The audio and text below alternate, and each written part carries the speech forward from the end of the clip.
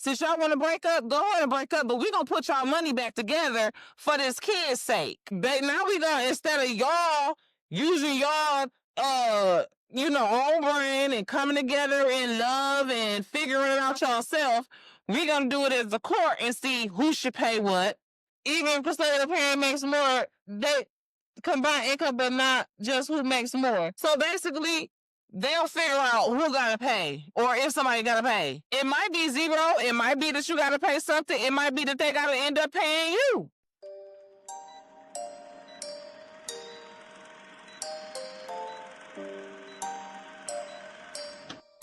Two double. Hey. Problem. We live. Just checking in. Hey, let's get it. Time to talk it out. No doubt. Let's go. T double Jen in the mix for sure.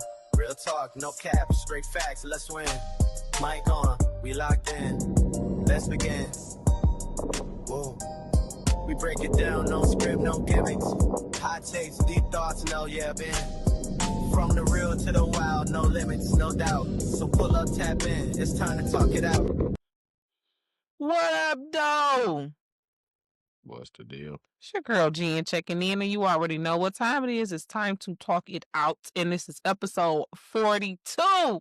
Just like me, like I'm on episode 42, and we're on episode 42. Like, this is too much sugar for now. Yeah, I lost count a long time ago. A long time ago. Yeah, I got threw up by the capture threw me off. But oh God, why you keep letting me? I just actually seen it. But no, yeah, I lost count a long time ago. But that just mean, that just mean we putting on. You know what I'm saying? That's a good thing for me. I feel like losing count went crazy. So, and then y'all here rocking with us. So everybody's doing their part. I'm saying make it this far. This is a long way to come from all the way from episode number 1 to we almost. You know what I'm saying? We in the 40s right now. So, listen, we have made it. What? I'm not to be messing with that. We have made it, you guys. And as you all know, we are the top, most favorited, bestest, most hottest podcast come out of Detroit with your girl, Jen checking in, your boy T Double. We are very appreciative that you are here. And most of the time, we like to start with, little local stuff we like to call, what up, though? Is you cool? Is you mother? Is you cool? Clearly, I'm not. I'm a little crazy, okay? But it's all in fun. It's all in the good way, okay? As you can see, I have used my face as a canvas. And as y'all seen, there was like a different title thing in there because I started a new channel. It's all about makeup, messy and makeup. Come check me out over there. That's what you're seeing here. This is like a promo for that. So hope to see you guys over there. Absolutely. And so yeah, that's that. But in Detroit, it's been a lot going on. I saw a little of it. I'm not gonna act like I got a whole lot, but I do have a couple of things. I want to know, though. I'm happy about this thing, because I want to start off on a good note. Did you hear that they're passing a bill so they're not going to be able to charge us for that back unemployment that they were trying to do? I did hear something about it to the point where they was just leaving people alone. I wasn't worried because I didn't know about any. I think it was only people that got paid more than what they were supposed to or something like that. A lot of people got. They was basically trying to say everybody got overpaid, though. You know what I'm saying? Because they gave everybody that extra money. Yeah. Okay, that's what they was talking about. Yes. Okay, that extra like $600. Exactly. It's like, first of all, we didn't ask for that. Yeah. Yeah, that's crazy to even say. To say that's gonna get paid back. That's cause you know what I'm saying. They don't want the money now, so it's all right. You ain't gotta send them, but I ain't wanted that money. You'd have to send somebody to come. You got to get this blood back. Right now. No, thank you. I surrender. You'd have to come get it. I wouldn't even. Nah. Speaking of, what is up with people and these tree lightings getting pew-pewed? Like, it was in South Carolina, it happened at Partridge Mall here. It wasn't actually at the tree lighting, but it was at the mall where the tree lighting was going on. Like, I mean, is y'all cool? Don't y'all know it be kids at tree lightings? That ain't the first time that happened here, though. It happened before, and the actual suspects were teenagers. That was actually. And I was just thinking, that's kind of like the thoughts out of my brain, words out of my mind, whatever. It was probably a kid that did it, though. Yeah, the actual suspects, it was a couple years back, the actual suspects were teenagers. There was a fight broke out. And I think it was something like that. They planned to meet up down there and fight. They met up down there and fight, and somebody started doing that. You know, it was probably kids in South Carolina, too. Like, shouts out to, you know, the survivors, everybody that was down there that had to see that and witness that and all that. Like, prayers go out to y'all, because this supposed to be the start of a jolly, joyous season. Yeah. Come on, kids. Come on, people. Absolutely. I mean, it's never a time to just be violent, but if it's any time that's really, like, you know what I'm saying, not the time. It's back-to-back family holidays. Like, you know what I'm saying? You're supposed to be wanting to be with your family, your people, get around your people, get around some love, man. So y'all Man, like, lead in love, y'all. Get around some love real quick. Lead in love. Open up your book, because your Bible, because that's where it starts. That's where the love starts. Absolutely. So, you know, if you feeling angry all the time, you feeling like you don't have enough, you feeling jealousy, envy, fear, doubt, whatever, go to your Heavenly Father. Don't go taking nothing from nobody that don't belong to you. Don't go taking out your anger, frustration on anyone out of anger and violence. Like, let's please.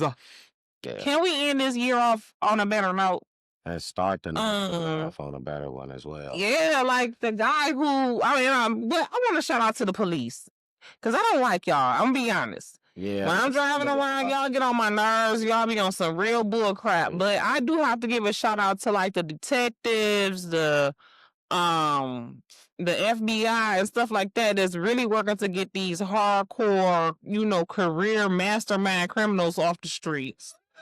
I take my hat off to y'all. I salute y'all, and I thank y'all. You know what I'm saying? Now, if y'all can make sure that, what is it called?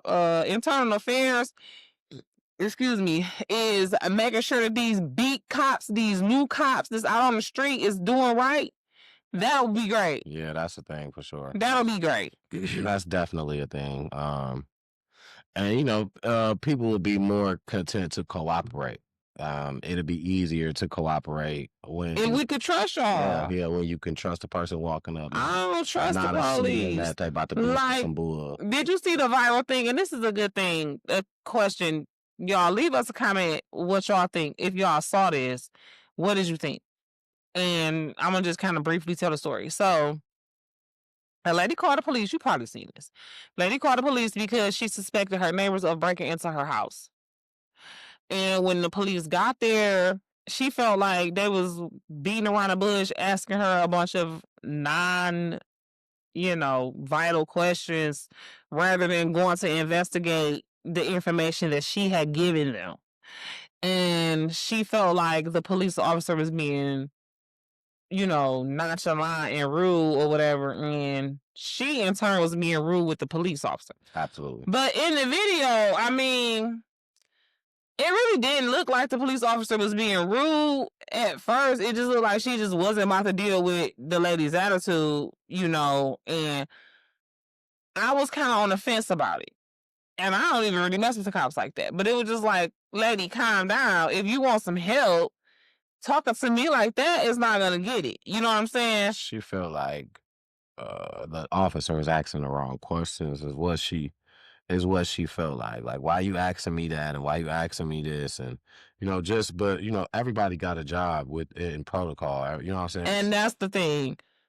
when it comes to policing the law, stuff like that, as citizens, we probably feel like stuff should get handled a certain way. But we don't know what, like you say, protocol is, what rules is, what she is trained to do. Exactly. And so you giving her attitude like that is not going to get her to do what you want her to do. Ain't you never heard that you get more with honey than vinegar? Or something like that? Like, you get more sugar with honey than with something. Yeah, like, you better off leading with positivity, love, a smile. First of all, you're asking for service. You're asking for information. You're in need. And the thing is, what I think she ended up telling them or something like that was like, at this point, it's a civil matter. You don't have no proof. She told the lady, if you just gonna keep doing this or doing something, I'm just gonna have to leave. And she told her that a few times, and the lady not literally, but basically she told her, "Girl, bye, I'm out of here. I don't have to deal with this. I'm going home." The lady kept over talking to her, and she told her, like, you know what I'm saying, like, I'm gonna have to leave if you're not answering the questions. Like, I'm asking questions. That's not helping, basically. You know what I'm saying? You're not answering. So if you're not answering the question, you keep giving me the same answer, and I'm trying to tell you that's not that. I need you to tell me something else. Here, that's them right there. And we were like, yeah. So the lady was trying to ask her questions, and she wasn't trying to answer them. So when she told her, like, you know what I'm saying, if you're not gonna answer the questions, I'm gonna leave. She said it a couple times, and the lady was just like, she was doing too much, and I mean, unfortunately, I cut kind it of straightforward. She was doing too much. I have to kind of agree. She really was. Like, you wasn't gonna get nowhere like that. You was better off, playing it as cool as you could, and then making a complaint. And you know what I mean? Oh, you got a problem in your neighborhood because now you called. You viral. And you out loud talking about who did something, and whether they did it or not, the police not doing nothing because you're not cooperating with them, so you don't have no help now. And even more than that, you viral. Like, it was on one of the biggest platforms in our city as far as putting out local news. Like, everybody's seen that junk pretty much, a majority of people.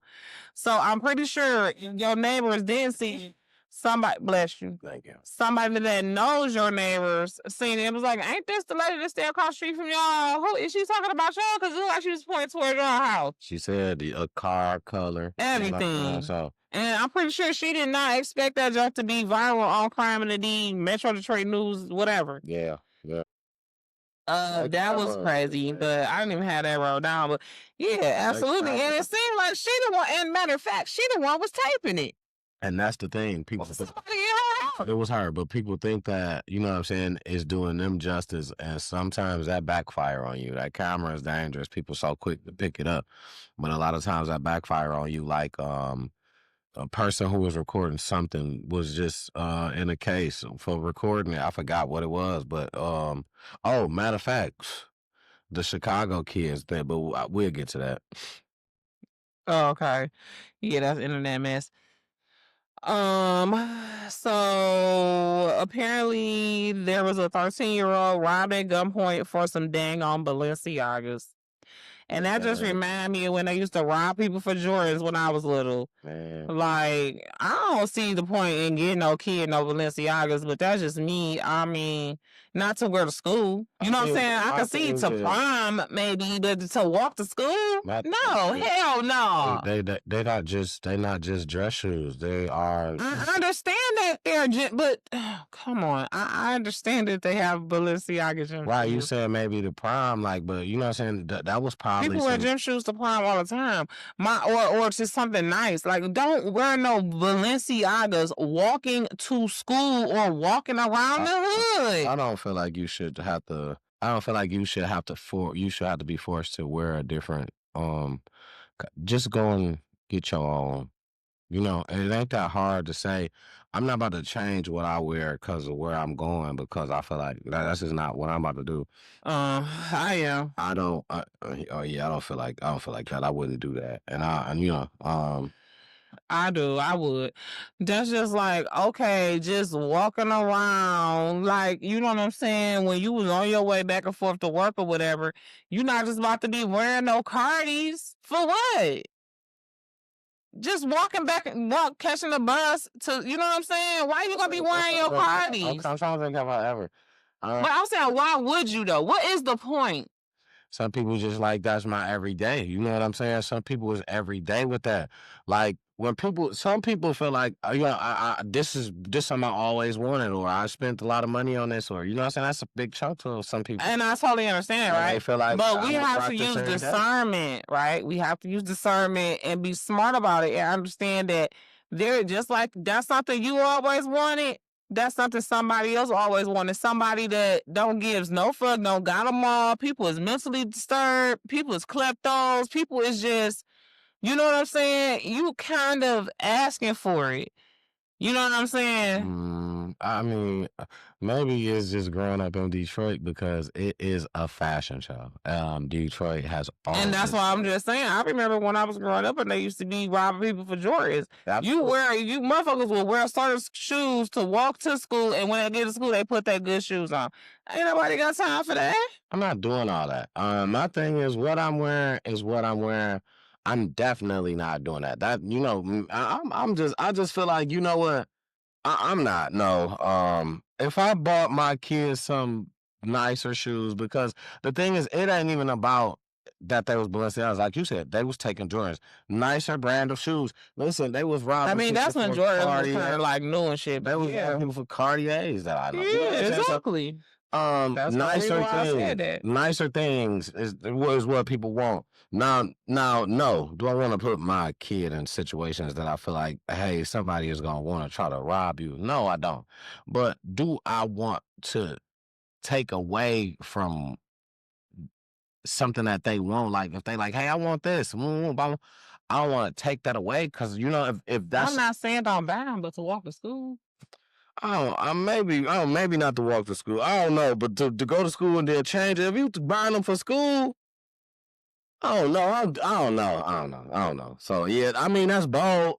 The whole deal is bold. I'm not saying that that's cool for them to do that. That's bold, but yeah, no, I get what you're saying. I just feel like that kid was like, you know what I'm saying. You force him to say, all right, I understand that you like these or whatever, but you can only wear these when I'm taking you out type. You know what I'm saying? Man, he about to be like, he at school, like, I got some Balenciagas at home. They might be like, man, oh, like, shut up. You saying, you know what I'm saying? Like, nobody care about that. You talking about what's at home. It is, like I said, growing up is a fashion show. People make it that, more so than, see, I grew up with my grandma. See, so I joined the fashion show late. And I slowly joined up on. I wasn't down to the T. I wasn't one of them drippies. When I first had a pair of Jordan 1s, people laughed at me. They laughed at me. Jordan 1s. I don't wear Jordans. I literally never had a pair of Jordans. I got a couple pair of 9. I'm thinking about getting a pair that they got. They're gonna have a Black Friday sale, $50 on. The one time I put some Jordans in the layaway. When I went back to get the Jordans, right? I was probably like 18. And I went and took the money. I had some money. I think I probably needed to pay like $150 to get the Jordans out. I probably had put like $50 down or something like that. And I had like $200 to go get the Jordans out and to, you know, get some food, some shit like that. And when I got to the Foot Locker or whatever, I just was like, I can't do it. I was able to, I think I had to put like $25 with the money that I had put down for the Jordans. And I got some other Nikes. And then I took the rest of my money. Man, fuck them damn Jordans. I took the rest of that money and went to about 3 different stores and bought some more shit. Clothes, books, I mean, Bath and Body Works. To be, you know what I'm saying, to be fair, the pair of Jordan 1s that I had was like $50, $60. My grandma wasn't paying no lot for no shoes. So when I seen Jordans, I'm like, oh, I'm about to grab those. You know what I'm saying? I want those, but they looked like Air Force One. I'm an Air Force One kind of guy. They looked like Air Force One was almost just flatter, well, whatever. But they had a dog out. They was like red and gray and black. Ones that right now if they came out, they gonna go crazy for. They probably gonna be way more than $64, right? I got those. I rocked them to school. I thought I was that. They laughing. Look, DJs, he got no. He thought he would. Not no Team J's. No, those are Jordan 1s. Those are retros. Right now, I'm talking about they'll go crazy for some retros. Jordan 1s. Oh, I need to go and get them. I got laughed at, and I was like, I didn't understand when I was a kid. So I'm like, I'm gonna go back to what I know. Just give me Air Forces. I'm straight on them, and I went back to Air Force Ones, and now turn around. I'm 10 years later, a million years later, 1,000 years later. I'm here like Jordan 1's going crazy. Them were $64, and people laughed at me. Now people are at the store fighting. What? But look at how people is going crazy over Champion. That shit used to be at Kmart and Payless. Not even that. What about the Asics? What? The Asics. Them bitches about $100-something now. Asics used to be $30. You hear me? Yeah, New Balance, all that used to. But they want to say they want to do that, but then they want to say Air Force Ones is a dad shoe. They said they should make Air Force Ones $50 now because they're a dad shoe. That's what the younger generation is saying. The YNs are saying now. They should make them dad shoes.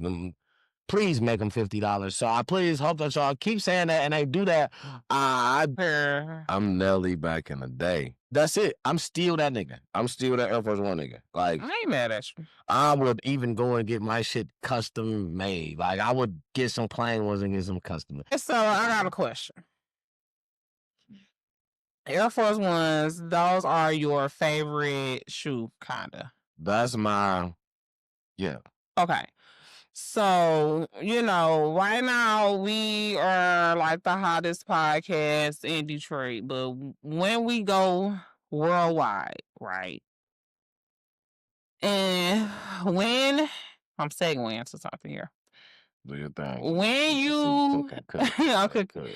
So now, you got influence. You know what I'm saying? Millions of people is watching your podcast, or maybe even let's just say hundreds of thousands. Okay, we ain't even gonna say you made it to 1 million yet, but you got reach. People, you working with name brand companies, name brand big businesses. You out here. You out here. You outside. You outside. Would you reach out to any of your favorite companies or anybody for sponsorship for your wedding? So let's say, okay, they give you everybody in your wedding party Air Force Ones somewhere at the wedding. I probably would. I feel like that's situational. If it's something that's comfortable within the whole thing, the whole situation, what I mean, if it's something that's comfortable within the whole situation, meaning, my wife has to be comfortable with me doing this. It just has to fit. It has to fit the whole thing, right? If it fits, I wouldn't have a problem doing so. Me, I'm a person that is heavily on, I'm big on stuff going the way. This is why I don't really like to plan stuff. I'm big on stuff going the way that it was planned Spontaneity. when the plan was made out, because if it don't go that way, then I'm mad. Even if it happened, I'm going through the motions, because you know what I'm saying. I'm like, man, this not right, and then when it come out right, or at the end it turn out how you wanted to, still the motions in between. I went through, you know what I'm saying, because I pictured it away to be exact, and that's the exact way So if we're taking something, I don't mind reaching out, asking for something. If that's what you're saying. I don't mind that. I know where you're going with this. I don't mind reaching out. It just has to fit my situation. That's just it for me. For me personally. Yeah, because here in Detroit, what up though? Is y'all cool? Like the internet went crazy, Detroit internet, because this might not have been worldwide, but it is it's a question that could go to anybody anywhere, because I did my research, you know what I'm saying? And the couple here in Detroit who the husband or the husband to be is like a influencer promoter, he a promoter, you know what I'm saying? He got a lot of influence in the city, work with a lot of big companies here, and for the most part he got a pretty good reputation. He started out doing regular messy type of questions on the internet, and then started throwing parties, then opened up a couple of businesses. Anyways, so he got influence. So anybody who sponsors his wedding is going to be um compensated. Like before his wedding date, the person 9 times out of 10 gonna get enough business just from the promo to pay for the free stuff that they're going to give this couple.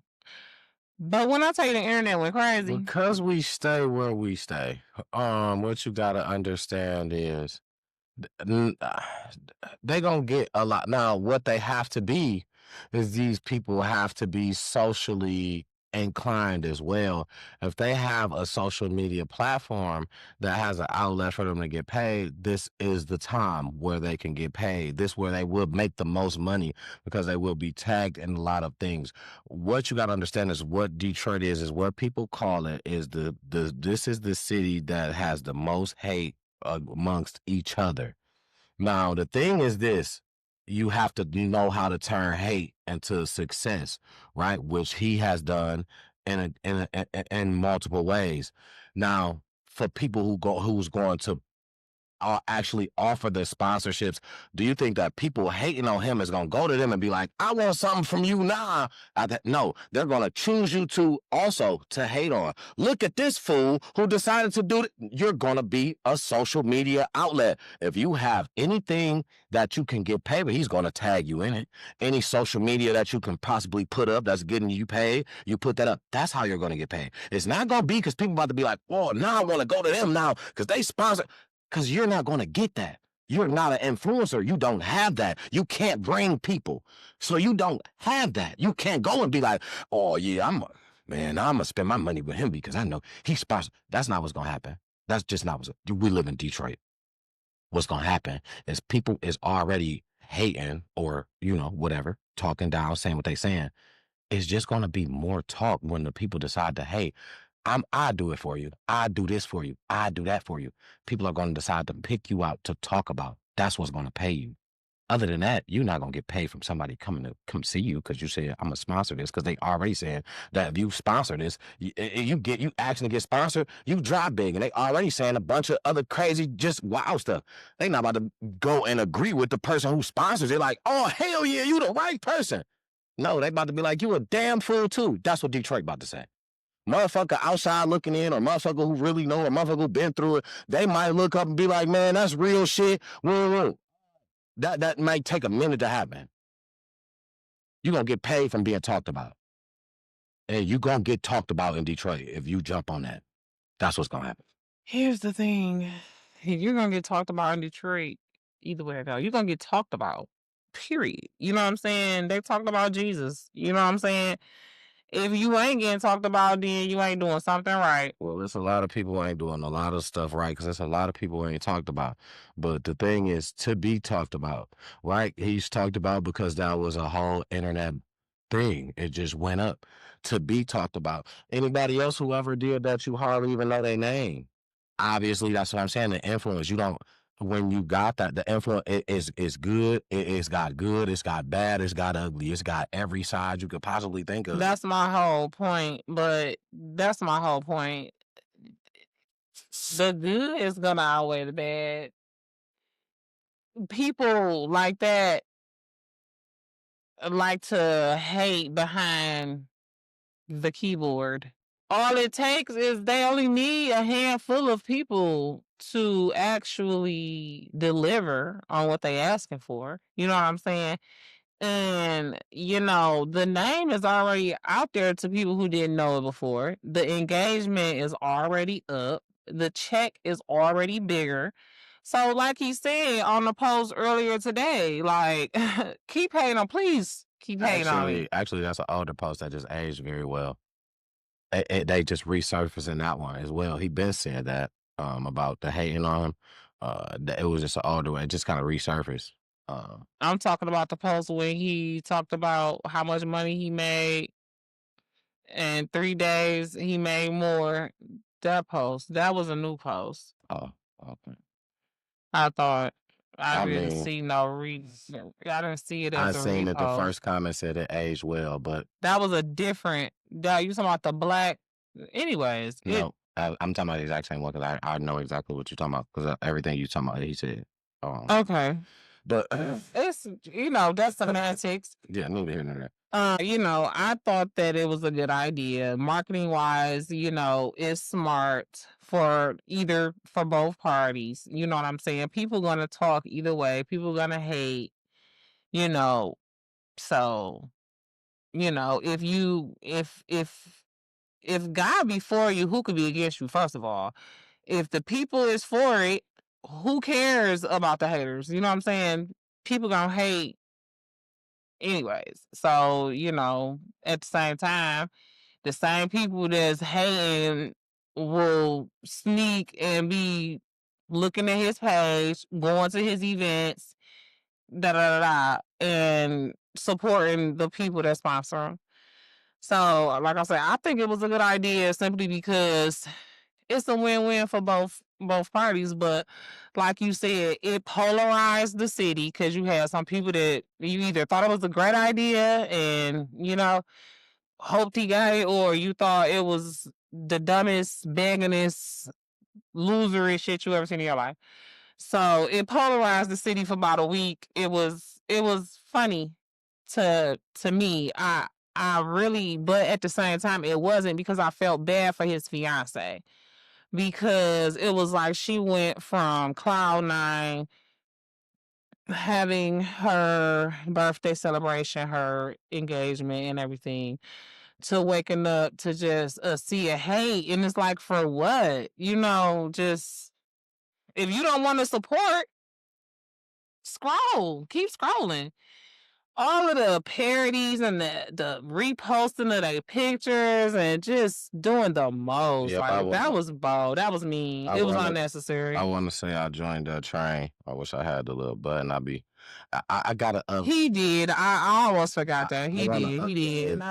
And get the little horn. I did not horn sound. Shout out or condone that. Shout out to Ugly Money Podcast, by the way. I want the little horn that he got. I wish I had that. I did not condone that. Shout out to Ugly Money Podcast. But by the way, I joined that because one thing is I'm not gonna say some of the shit wasn't funny, but I just I don't agree with it. I'm just saying my piece because contributing to no female's pain. Boom, I understand. Now, what I'm gonna say, I joined that. I was a part of that. I didn't do a video. I didn't share a video. I took a picture. And you know, I copied it. I shared it. I made a joke. To me, Chcago, it was funny. I mean, even he was laughing at some of the parodies and shit like that. You know what I'm saying? It was funny. He shared one of them himself. Yeah, it was funny to me. I thought about doing a video, but my video was gonna be totally different. It was gonna be basically me asking. I was gonna do it in a whole different way. Like, I was gonna do some shit like, I ain't had no sex in a minute. Like, somebody sponsor me a room, some money to give me a little. I was gonna make a whole little. I was gonna run with it. You know what I'm saying? I was gonna do. It's because this is what people do. You take something and you make jokes out of it. I am a social media comedian. In real life, I'm not that funny. I am a comedian. Like, I'm Eddie Murphy delirious when on social media. You know what I'm saying? Like, I'm out there like raw Eddie Murphy. You know what I'm saying? Richard Pryor, I get it. You know what I'm saying? I get to it. You know what I'm saying? But it was no disrespect, but I just felt like, why am I gonna hold in what I thought that was funny and then allow somebody else to say it before me, or I feel like you said something? I'm gonna say what I said. You know what I'm saying? And it's out of all fun and games. We all Like, trying to that's how I get feel. engagement. At the end of the day, once you professional on Facebook, it's all no holds barred. Especially when you a comedian, it's all in jokes. It's all jokes. So I was just talking shit. I know you wasn't really hating like that. You know what I'm saying? I know it was all in jokes, but at the same time, a lot of people was being mean with it. You know what I'm saying? A lot of people wasn't just I don't joking. It's a lot of make any people that comments about, been hating on you know, him for the longest. I didn't make And any comments or because when he broke up with his first wife, that was a whole thing where a lot of her supporters turned into his haters, and just that was a whole thing.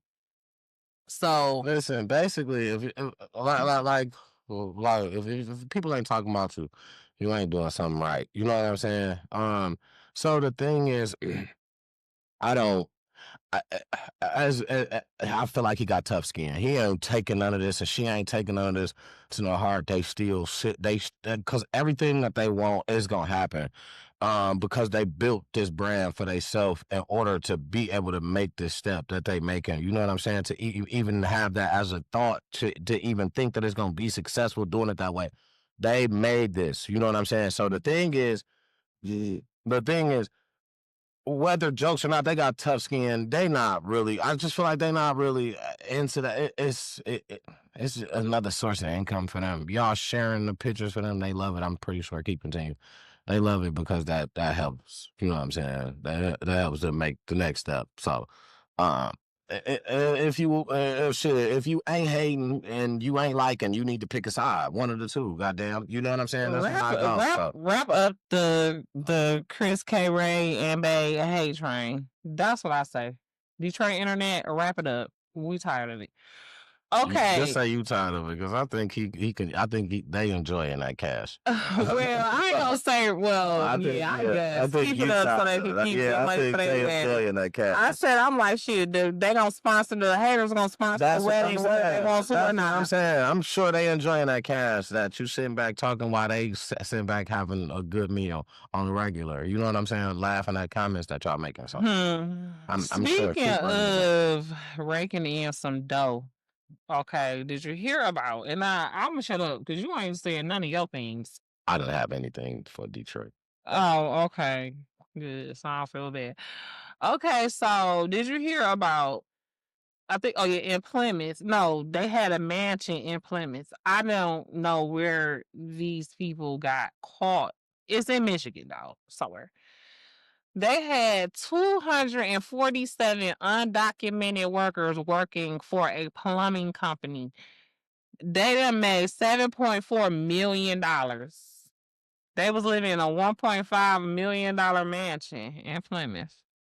They was living it up. You know what? They knew something. They knew something. And undocumented people, bro. This is why Trump doing what he doing. And I don't want to talk about Trump too much on this show.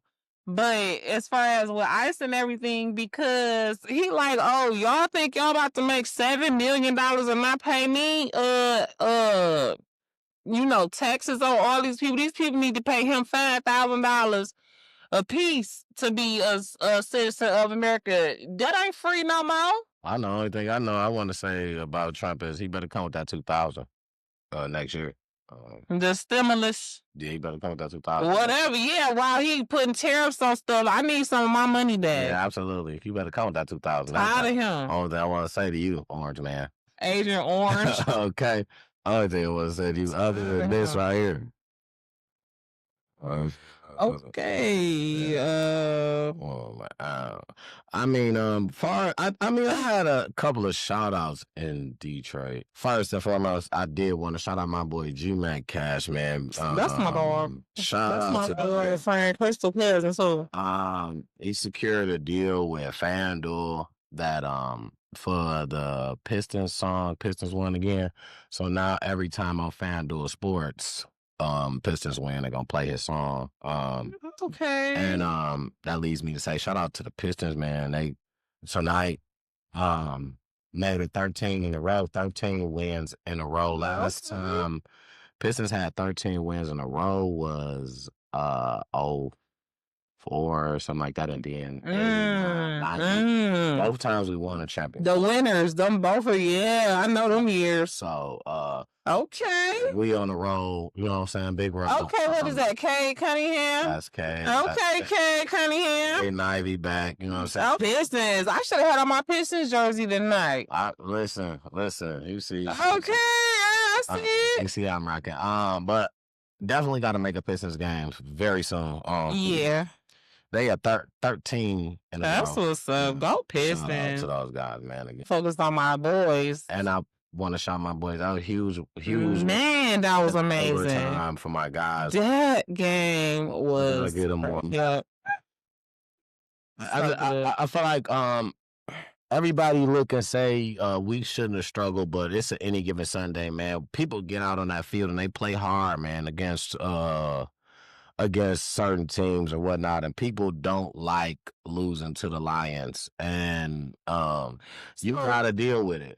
So what is new? Because when I seen we was playing them, I'm like, I don't know nothing about them or their record. Like they suck, or is they like what? We was supposed to just annihilate them. They playing with a third string quarterback.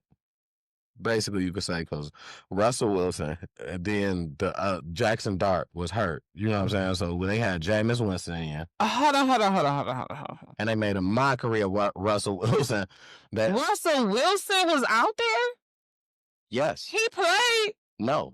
They made a mockery of him when he came out for the coin toss and said the kicker made the right decision. They called him the kicker. He came out for the coin toss in overtime. It was him and Jared Goff.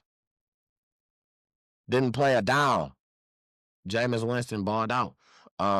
He's out of there. Russell Wilson, just listen. No, keep doing what you're doing, brother.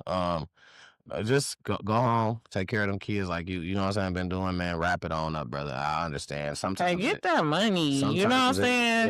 It hurt. That's what you don't want to leave alone. Hey, get that money. Get that money. Coach to college somewhere. Coach a high school. Hey, as long as they're gonna keep signing that contract. Get it. Man, that's what I say. You don't go out like that. Once this one over with, you just go ahead and retire. So the thing is, after that, some people don't think like that. Though. You after that, you just on a free agent list. You sitting there. As long as that's what I say. If somebody gonna keep signing the contract, man, signing to sit down, man. I ain't doing that, man. I ain't signing nowhere. And I ain't never been a pro. But the thing is, I feel like after so many years, I'm this. What? Why am I about to keep doing this? I ain't even got to keep doing it because the money ain't even about to be nothing no more. Like, nah, it's nothing. This pennies now. You know what I'm saying? Compared to, he's a millionaire. It's pennies now. I could go ahead and do something. I can invest my money. But this is what he wants to do. He's a football player. He want to play football. When it's gone, it's gone. And that don't mean your knowledge gone. You just can't listen. When you done, you done. You can be a coach, a owner, whatever. You know what I'm saying?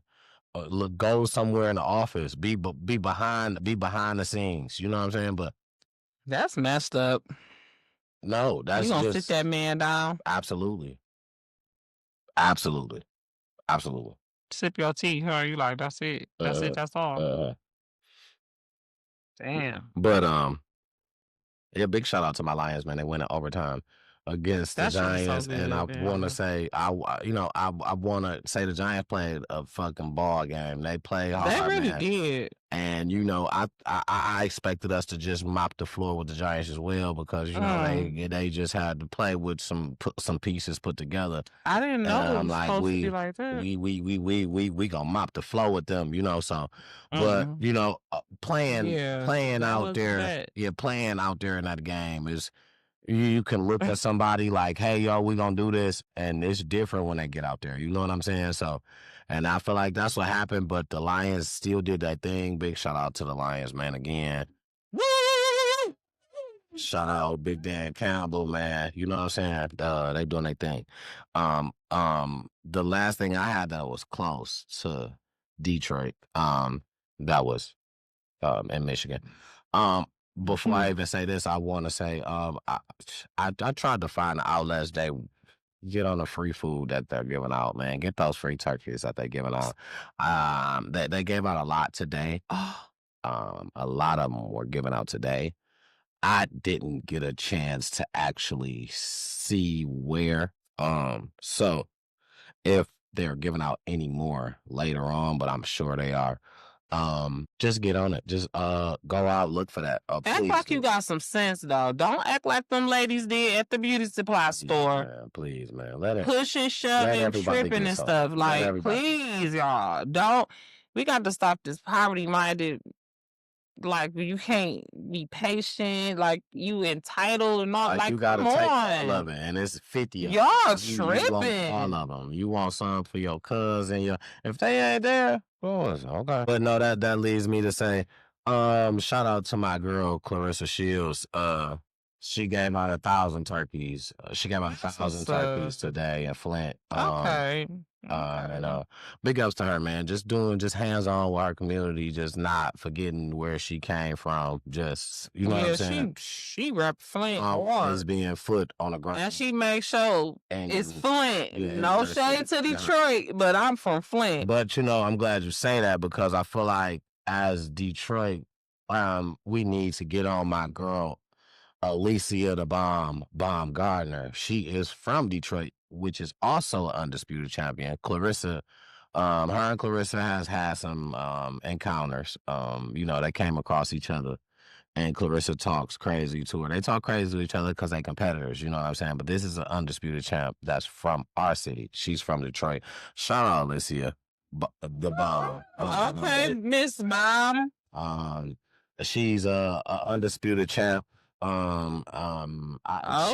not the same weight class, but yeah, you was telling me about this. Yeah, they not the same weight class, but Claressa wants her to move up, which is kind of, it'll be a task for either or to go either way, up or down. It'll be a task for either or. Claressa wants her to move up to fight because Claressa says she's not moving down. I just want to throw her name out there because I feel like a lot of us Detroit people, we support Claressa, which is fine. I'm not saying don't do it. We support her, and she reps her city, Flint, and we look over people right here in our backyard. Alycia, I didn't even know about her. Alycia the Baumgardner has a fight December the 19th, I believe. Whenever Jake Paul fights Anthony Joshua, she's the opener. Okay. So, she's one of the openers. She's on the card that night. And I believe she will show out. And I want to shout out my girl again. She gonna win, for sure. Big shout out to my girl, Alycia, the Baumgardner from Detroit. Shout out to her. Yeah, for sure, man. Show her some love, y'all. Yes. Oh, boom. Okay. Oh, no, that wasn't. All right. Well, since we was doing shout outs. No, because it wasn't, but since I was doing shout outs, it just wasn't Detroit, it wasn't Michigan. We on there. I feel like segueing the internet mess now. I feel like this shout out it ain't Detroit, but I could not go without doing this. I have to shout out my boy Shadeur. My boy Shadeur Sanders, man. Listen here. A lot of people doubted my boy. A lot of people. He was 5th round. And I look at movements and how the coach is treating him in the locker room. He didn't even get the game ball as being a rookie starter and winning his first rookie game, which has not been done in Browns franchise history since like 1950 or something like that. Since they whole organization started, they have not had a rookie quarterback come in and win his first game. And the way that he congratulated him, he congratulated everybody real loud. Kevin Stefanski, hey, boom, big shout out to AB, hey, and we got a rookie quarterback that started his first. Good job, Shadeur. And just like that's the way you would just have to look it up to see. I just feel like, he's one of them and he just don't like that man because he's, and even the owner of the team came and hugged Shadeur, like a real tight hug, like, you know what I'm saying? You feel the love that he felt like, thank you. The Browns have not won a game in a minute. Okay, so question. Who is this coach? Where did he come from? What is his relation to Dion? Because I feel like a lot of these people in the NFL are taking grievances that they have with Deion Sanders out on Shadeur. Kevin Stefanski, so I can't remember if he actually played in the NFL. I think he played at Penn State or something like that. But I don't know if he actually had but what they tried to say about Shadeur is that he's too arrogant. He don't pay attention to this and that. But if you notice what Shadeur did, he made it known when in the press conference, post-game press conference, which is after the game, he let it be known that don't nobody care if that was just off a week of practice. Letting it be known that he only practiced for a week. He was unprepared. You did about today. After the game. This was literally right after the game. Yesterday. Oh, that was yesterday. So he said, don't nobody care if that you only had 1 week of practice. Don't nobody care about that. You know what I'm saying? He said you got to get out there and do it. You got to get out there and you just got to ball. You know what I'm saying? And that's just what it is when your number called. And the thing is, he said, people want me to fail. But he's really giving you key points in this interview about what he's going through every day. He not getting practice with these players that he got to go out here and play with. Right. He don't need, so that to not have timing. You don't know how he running his route, how fast he is. None of this. And now you just throw me in the jam. But he was letting the people know. He let that be known out loud. He let it be known.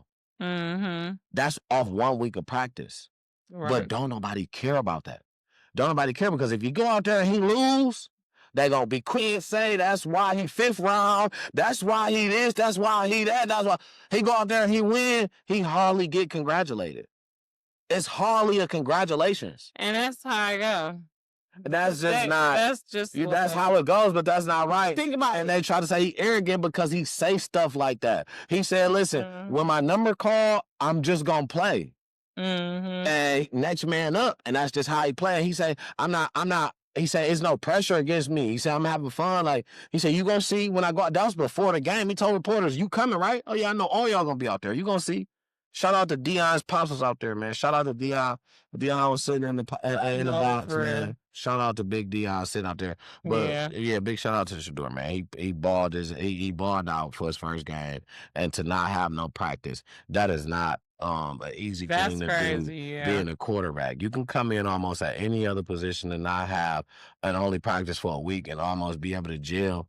But as a quarterback, you gotta you the leader. You're a leader of the pack. You know what I'm saying? You get blamed for this when anything go wrong. You know what I'm saying? So big shout out to my dog for doing that. So that's what's up. I like Deion Sanders, and ever since I've known he have sons, and then I like that. He got a daughter too. Well, I know. I'm saying, I know. We ain't gonna speak on her. Yeah, I ain't gonna speak on her. I'm talking about they play football or whatever. Right. I was like, oh, that's cool, like LeBron and his sons or whatever. Yeah, absolutely. I feel like that's cool. I feel like I need to lift my legs up. Like I feel like my circulation is getting cut off. You know what I'm talking about? Oh, I don't. Like my legs, I can almost swing my legs, and so swing your feet. It feel crazy. My feet on the ground. Anyway, my boots on the ground. Boots on the ground. My boots on the ground. It's almost like my circulation is off on my whole body. Like now this feel weird. Anyways, so I see we got some just saying, so I'm not gonna say that right. I'm just going to the first thing that's on man. As far as it's kind of like, okay, this internet mess, but it's like, Offset, is you cool? He tripping. As far as what the last thing I heard, I would have to be. I'm ready to fight. Listen, listen. I'm not even for the last thing I heard with him trying to file custody for the kids now, and with her being married, basically he's trying to file custody for the Boy, new baby. kid. Listen here, stop playing those games, man. That's not even cool. And my thing is this: I don't know why people keep playing with Cardi. You know what I'm saying? Especially when it comes to this legal system thing. Like, I don't know why people keep trying to play with her. And I feel like that's why he's holding out from the divorce. Like, he wants some of her money. He want to get them kids so he can get child He support. definitely want that money. He Yeah. definitely want that money. He want to get them kids so he can get child support and spousal support, like the that he is. Like she said, what she was gonna give him 10? She was gonna give him what, like 10 million or something like that, and he said no, he won't have. Or it was, she offered to give him some type of money. I forget exactly how much, but she was gonna give him some money, and he said no, I want half of everything. And that's the thing. Like, I don't know what type of relationship they had before they got married or whatever. I was, all for them getting married because I'm always gonna be for somebody getting married because I just feel like that's the thing. See, everybody came. And I understand, but I understand if you like. I'm sorry, I didn't mean to cut you off. If you like marriage, you like marriage. That's okay. But just because two people said marriage, that is not okay to just be like, oh yeah, they should get married. No, they have to fit. They may look good together. That don't mean they should get married. And you put a cupcake next to a donut, that look good together, but that don't mean they should get married. I think me and my mama had the same conversation in the car the other day because we was listening to the Strawberry Letters, and the caller, it was crazy. I was gonna say that for later though, so I totally understand. That sometimes people jump the gun and get married that shouldn't be married, but once you're married, that's neither here nor there to me. Once you're married, you have entered a covenant and you said till death do you part. It's on you to do your part to hold yourself to that covenant. Now, if that person do something to break covenant, that's between them and God, because it's a threefold, it's a throuple with you, that person, and God once you get married, and whether you was supposed to do it or not. Because in the Bible, it says a lot of times it's better to get married than to go to hell and keep fornicating. So, because God will deliver you, but people get married and don't consult God. They completely ignore God as the third person in their marriage. And so at that point, it looked like they shouldn't be married. But what it is they shouldn't be ignoring the most important person in their marriage, which is the creator of marriage, the creator of them. So, I feel like Cardi, I don't know them personally, so I don't know how they was praying, fasting, what type of counseling they did for their marriage. Excuse me.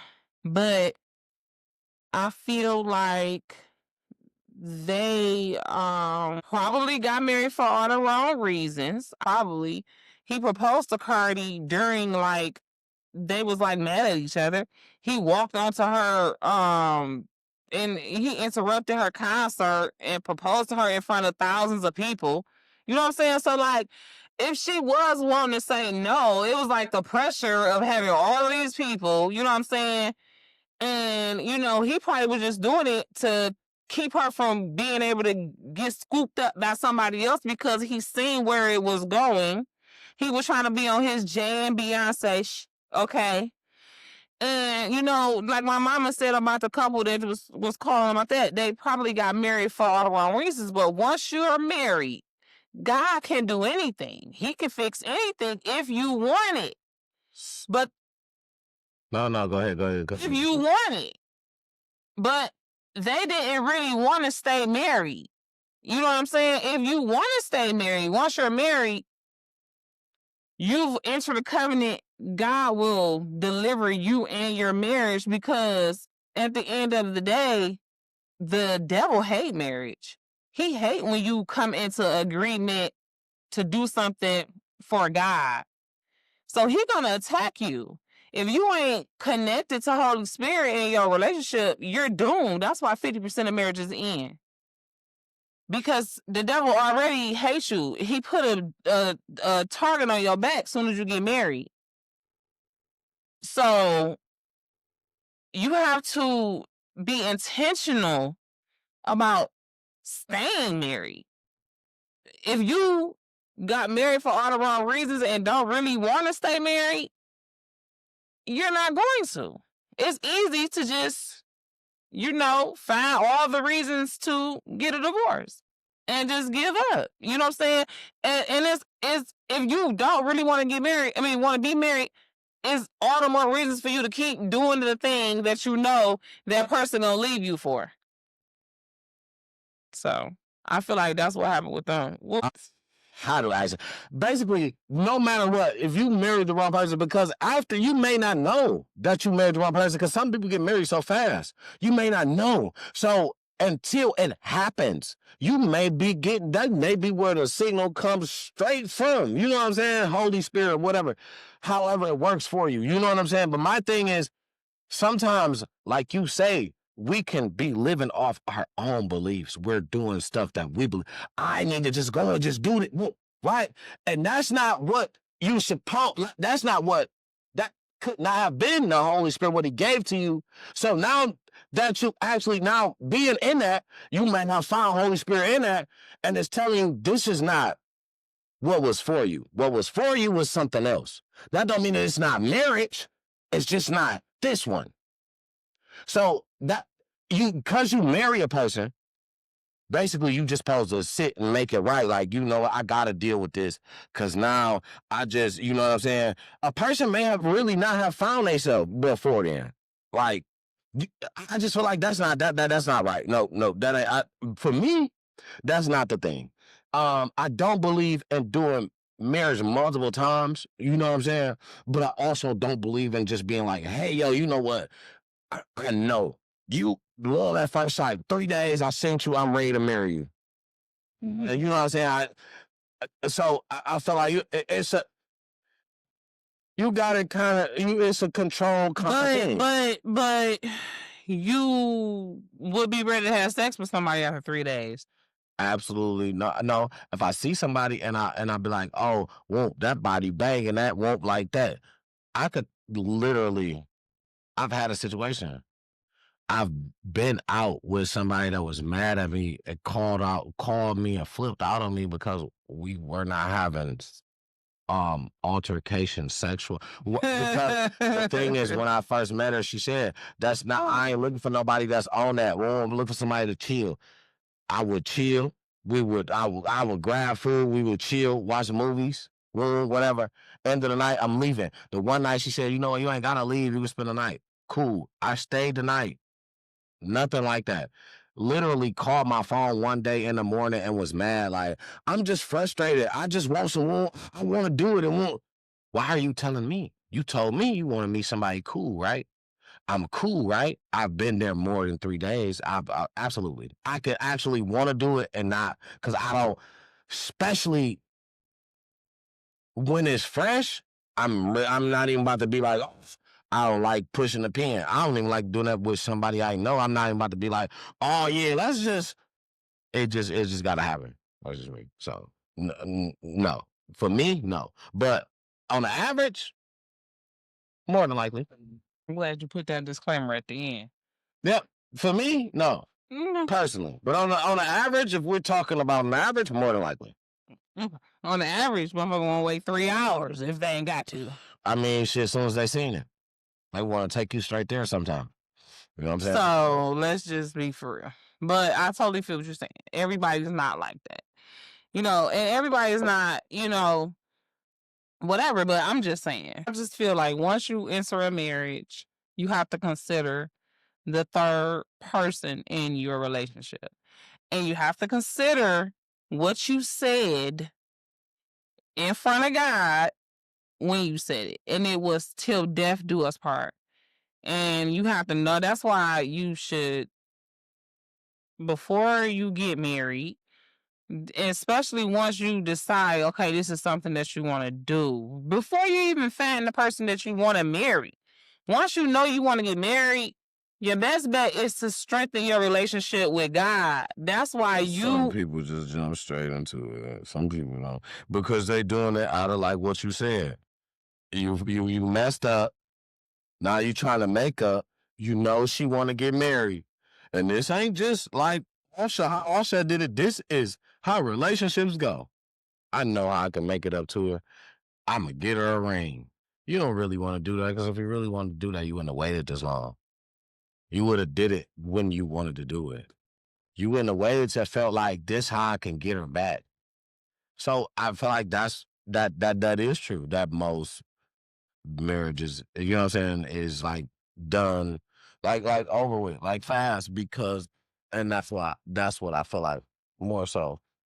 The problem is like that can't happen. And I feel like are people going to their Bible before they get married? If you're not already in it, are you changing your life to go to it before you get married? No. Okay, well, that's the problem. And that's what I'm saying. That's on them. That's what I'm saying. And that's my whole point. And so that's why I just said what I said. People, men and women, as single people, should be working on their relationship with the Lord, so that when they do meet the third person for that ultimate relationship, they are already as close to whole as possible, because that's the only way you're going to get whole is through your relationship with the Lord. And, you know, you have the tools to fight the enemy, because once you get that partnership, you are a bigger op to the enemy. So he gonna throw everything at you. Case in point, Kandi and Todd broke up. 11 years. 11 years. Okay. And it was red flags in that relationship. If you just wanna, you know what I'm saying? What? Okay. Like, Offset and Cardi clearly don't have no prenup. And Cardi was kind of like new in her relationship. I mean, new in her career. So she might not have knew how she was going to blow up, blah, blah, blah. So she didn't get Offset to sign no prenup and vice versa. Because Offset could have blew up more than her. You know what I'm saying? They really was both early in their careers when they got together. But Kandi had already had Grammys, had made millions of dollars when she got with Ty. And Ty was just like a production assistant, no shade, but he had a fraction of the money that she had. So she made him sign a prenup, and it was like a whole big thing on the show of, you know, Kandi Burruss. She's from Escape and from The Real Housewives of Atlanta. And when they got married, it was on the show. That's another thing. I'm pretty sure their wedding was sponsored. But anyway, that's a whole other thing. But I noticed too, it's funny that this is all connected, because Todd was here like a month ago, maybe not that long even. He had that movie premiere that was here. Did you see that being advertised? I did not. I missed that. It was a movie called, you know how they be doing, him and Kandi be doing them Tubi movies. Yeah. Did you know that? Yeah. So they had a new one. It's called Don't Bring Your Man to Atlanta. And they did a premiere here. Okay, I missed that. They did a premiere here, red carpet, whole thing. And because I think some of the actors from here was in the movie. And he reached out to Chris in Joy Motor City to promote the movie and to take him around. They went to like 12 businesses in one day. He was like spent an hour at each business. Todd did. And I noticed that Candy was with him. But I'm like, okay, you know, we can cover more ground if we split up while we promoting. I didn't just necessarily think that meant they was breaking up. I did. But now that this has come out, maybe like 2-3 weeks later, not even a whole month, I feel like, I'm like, oh, so that's why he came by himself, because, and apparently she was at a red carpet event or on some award show or something like that and didn't have her ring on. She didn't took her last name, his last name, off of her Instagram. Filed for divorce. It's a wrap. Yeah. And I know he's gonna try to get spousal support because they've been married 11 years, but she was smart enough to get that prenup. So the money that she had before they got married, he's not gonna be able to just take her to the ringer like, you know, they swerving down women be trying to do or whatever. But here's my thing. I don't think that women should be able to do that either. You know what I'm saying? I do not think that women should be able to just come into a relationship with a man.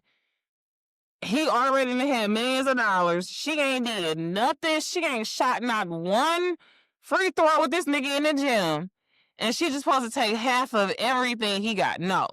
Just he gotta be smart. He gotta get that paperwork signed. and that's what I'm saying. I don't understand why that's even gotta be a thing. Why do I have to get some paperwork for that? If after we got married, anything you made after that, then yeah. Because I held you down if it wasn't nothing but emotionally. I washed the dishes in this bitch. I was just a body to be there when you got back somebody for you to vent to. But that's where the problem comes in, that I feel like. But go ahead. No, I just feel like that's where the problems come. Nobody knows. That's what I'm saying. It doesn't matter. It shouldn't have to matter. It shouldn't matter. It shouldn't matter. If we was married when you made this money in some type of way, and this goes both ways though. So I'm not trying to say for a woman, and because for Todd too, all of the stuff that they've done after they got married, all the stuff that she's done after they got married, he, if not directly helped, he was supportive just being her husband. You know what I'm saying? They got 2 kids. It's something that he did to support her in whatever it was that she did. And a lot of their businesses that they started since they got married, they did together, like the toy line, the plays, a lot of shit that they did after they got married was joint ventures. So that definitely should be split. No problem. I feel like you shouldn't have to have paperwork. The common sense is, if we was married, split that. Anything you had before that, what was on paper, you got bank statements, you know what I'm saying, proof that you had this before you got married, I shouldn't have no right to it. You shouldn't have no right to mine. But what we made as a one, that should be split down the middle. Like, why do it have to be like and then the parenting time should be split down the middle? Why do it have to be like nasty divorces and we got to get all these lawyers paid because they arguing about what? You had this when you came in? That's so them lawyers can get paid. It's because it's separate accounts type shit. My money could have made some more money, whatever. But that's not the thing. No, but once you're married, this money could have made this money. I could be using this money to do something. But once you're married, you're one person. That's why it's paperwork. That's exactly why. But that's what I'm saying. You can't separate two and then be like, now it turns into one, whatever. Once we marry, every dime I make in the marriage, right? Because that's kind of what you bring into in the marriage, right? Yeah. But this money right here, I had before I got married, so we ain't counting this. Yeah. So if I go and I do something with this money and I invest it somewhere and I hit a jackpot somewhere, that still is in this pot because I didn't spend none of the marriage money. I spent the money out of here to invest it in something and hit. That ain't got nothing to do with you because you already said that this money is... No. That's not what I said. That's not what I said. That's why it's paperwork. That's not what I said, though. That's not what I said. I didn't say it didn't have nothing to do with whatever you touched. I said whatever we did after. If you decided to go in your money, that's on you. You said whatever you did before. I'm talking about before. No. I said whatever you had before. Mm-hmm. But whatever we made after. Whatever we did and profited from.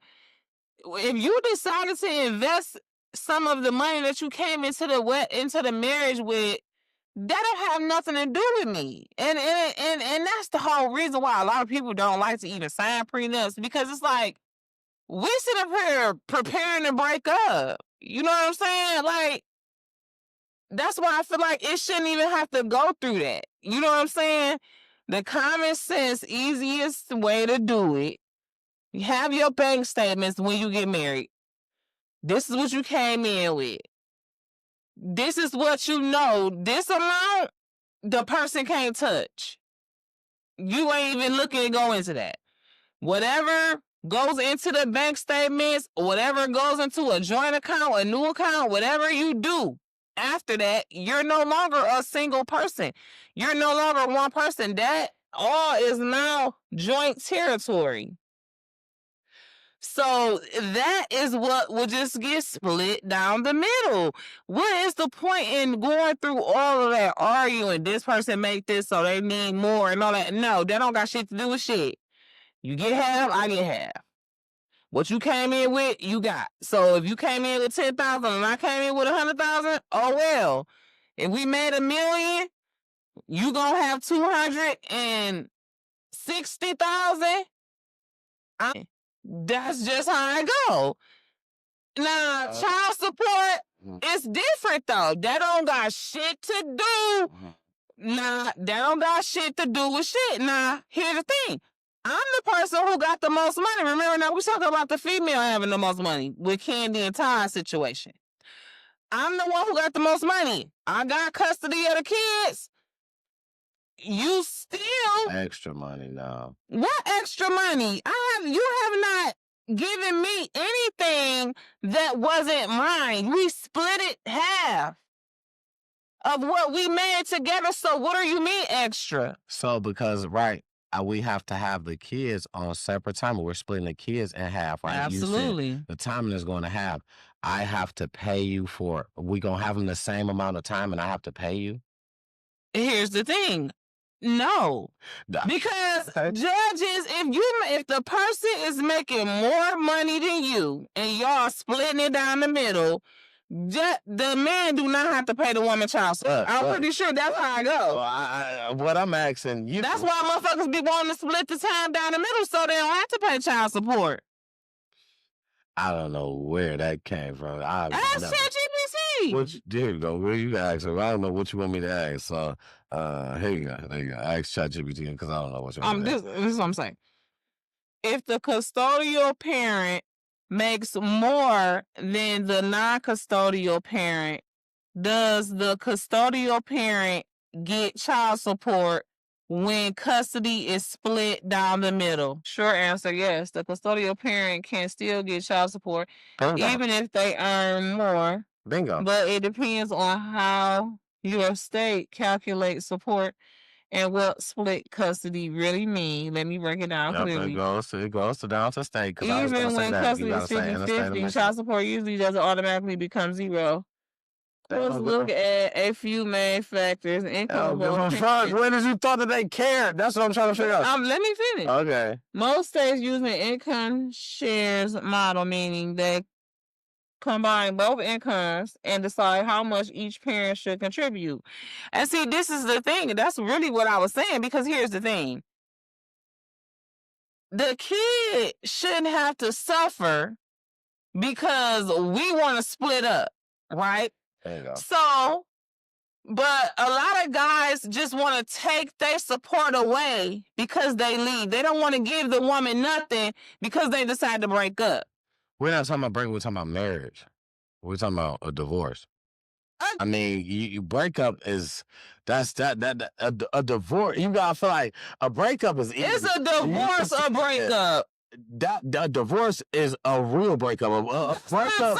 You can say a breakup for a boyfriend or girlfriend. Sometimes people don't do. Some people don't do boyfriend and girlfriend. You can say breakup for a fiance and you know what I'm saying, fiance type.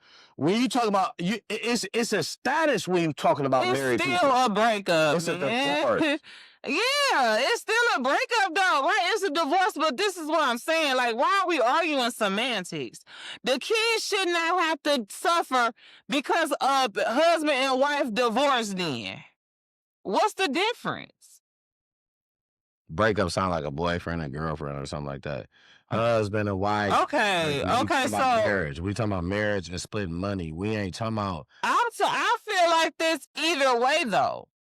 I feel like this either way, whether it's a boyfriend or girlfriend, and you got somebody pregnant, or you got pregnant by somebody and you left that baby with that man, or whatever the case may be. Break up when the parents split. The child should not have to suffer. I don't care what capacity they was together in. The child shouldn't have to suffer. And that's what it sounds like the state is saying.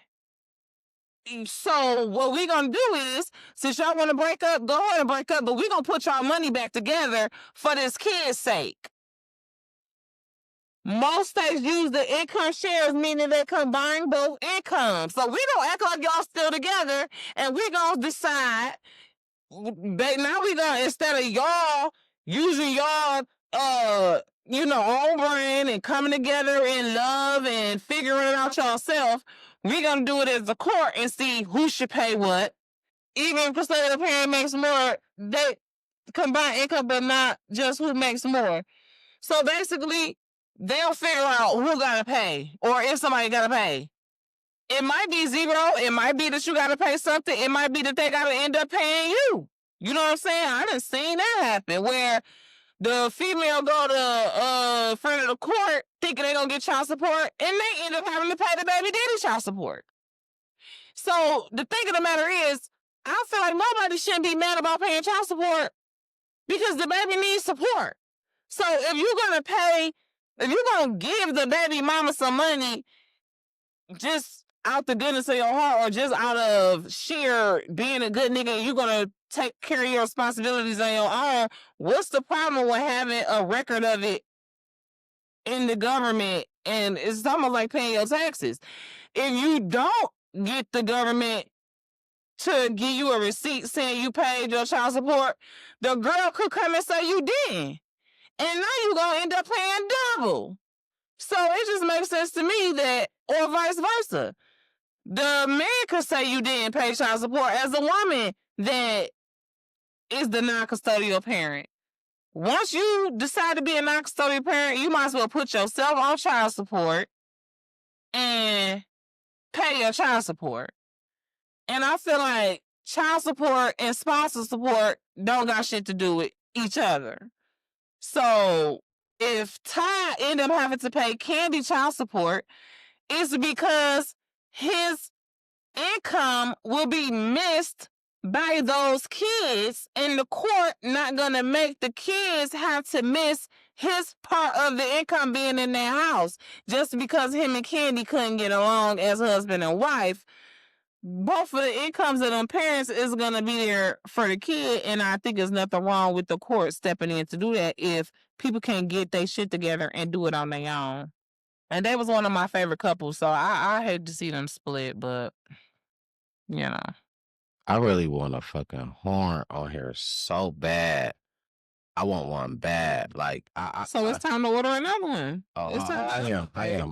I want a horn bad as fuck, and I'm gonna get one, because what I do is I really try to sit my turn and really try to just let it be my turn. And when it's time for me to talk, I want my horn, because I don't want to get interrupted, and I got the horn from Dog. I learned that from somewhere else. But the thing is, and I feel like I'm just, oh my God, if I lost it. You'll find it. Oh, yeah, it's gone because I just literally. It couldn't have been gone. It can't be gone that fast because it was you. You was finna sound the alarm. Man, I thought I was. Bring me the alarm. No. Okay. So what I wanted to say, a major point I wanted to say. Now I can't speak for every situation. Major point I wanted to say. I got 4 kids. I got 3 girls, 1 son. Shout out to those bad ones. Don't call them kids bad. I love like it, but kids is not bad. Kids are maybe naughty sometimes, but they are not bad never. No, that's the difference. We gotta understand that. Kids never. We had a time when we was young and we looked at kids like that's a bad kid. No, well, but you do better and you know better. So right, the thing them kids is not bad. Don't say that. Don't speak that over them kids. Bad kids. Anyway, back to what I was saying. So,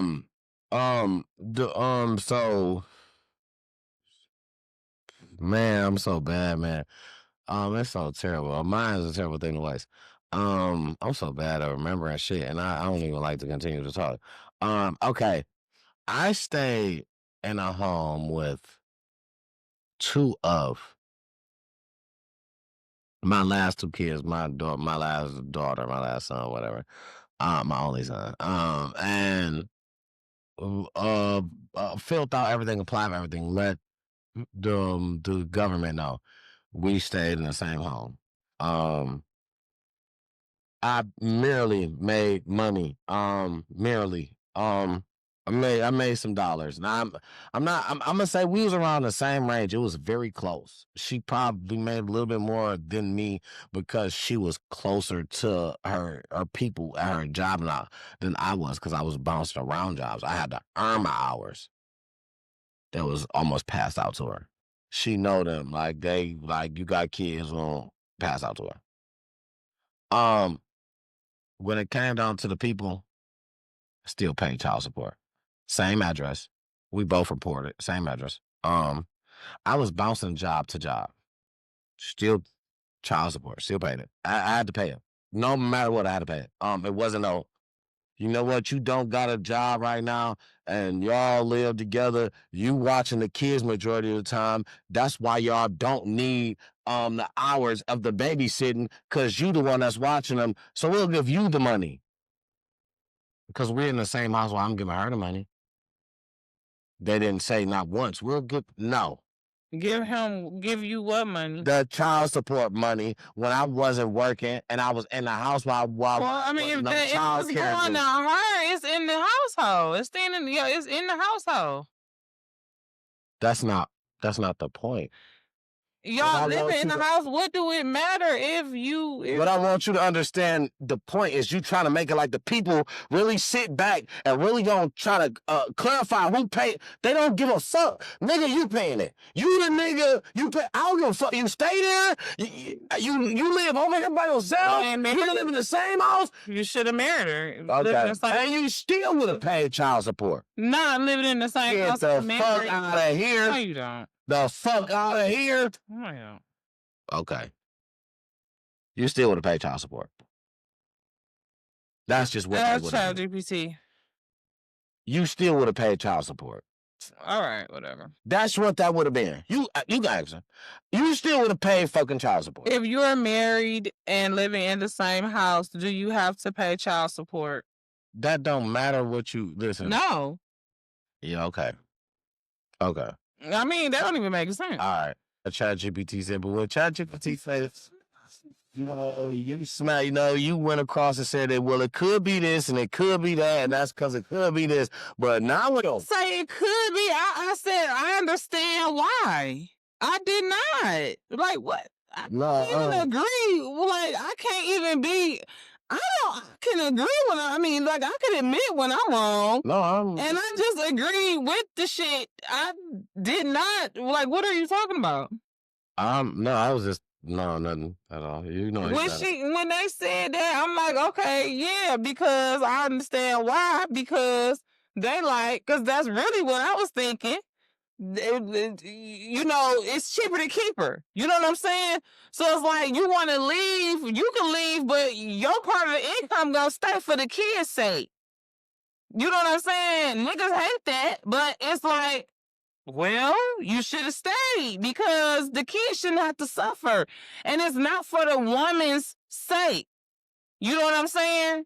It's for the kid's sake. And I feel like because kids are kids, they new people into the situation. Some people break up or get divorced so early into parenthood. It's like especially the man who leaving the situation don't acknowledge the kids as separate entities. Like this kid don't got nothing to do with the fact that your baby mama cheated on you, or the fact that your wife cheated on you, or the fact that she didn't cook, she didn't clean, she was a hoe, she was mean to your mama. She, you know what I'm saying? She, you know what I'm saying? None of that got shit to do with the fact that this kid need formula, this kid gonna need school clothes, this kid wanna go here, this kid need this.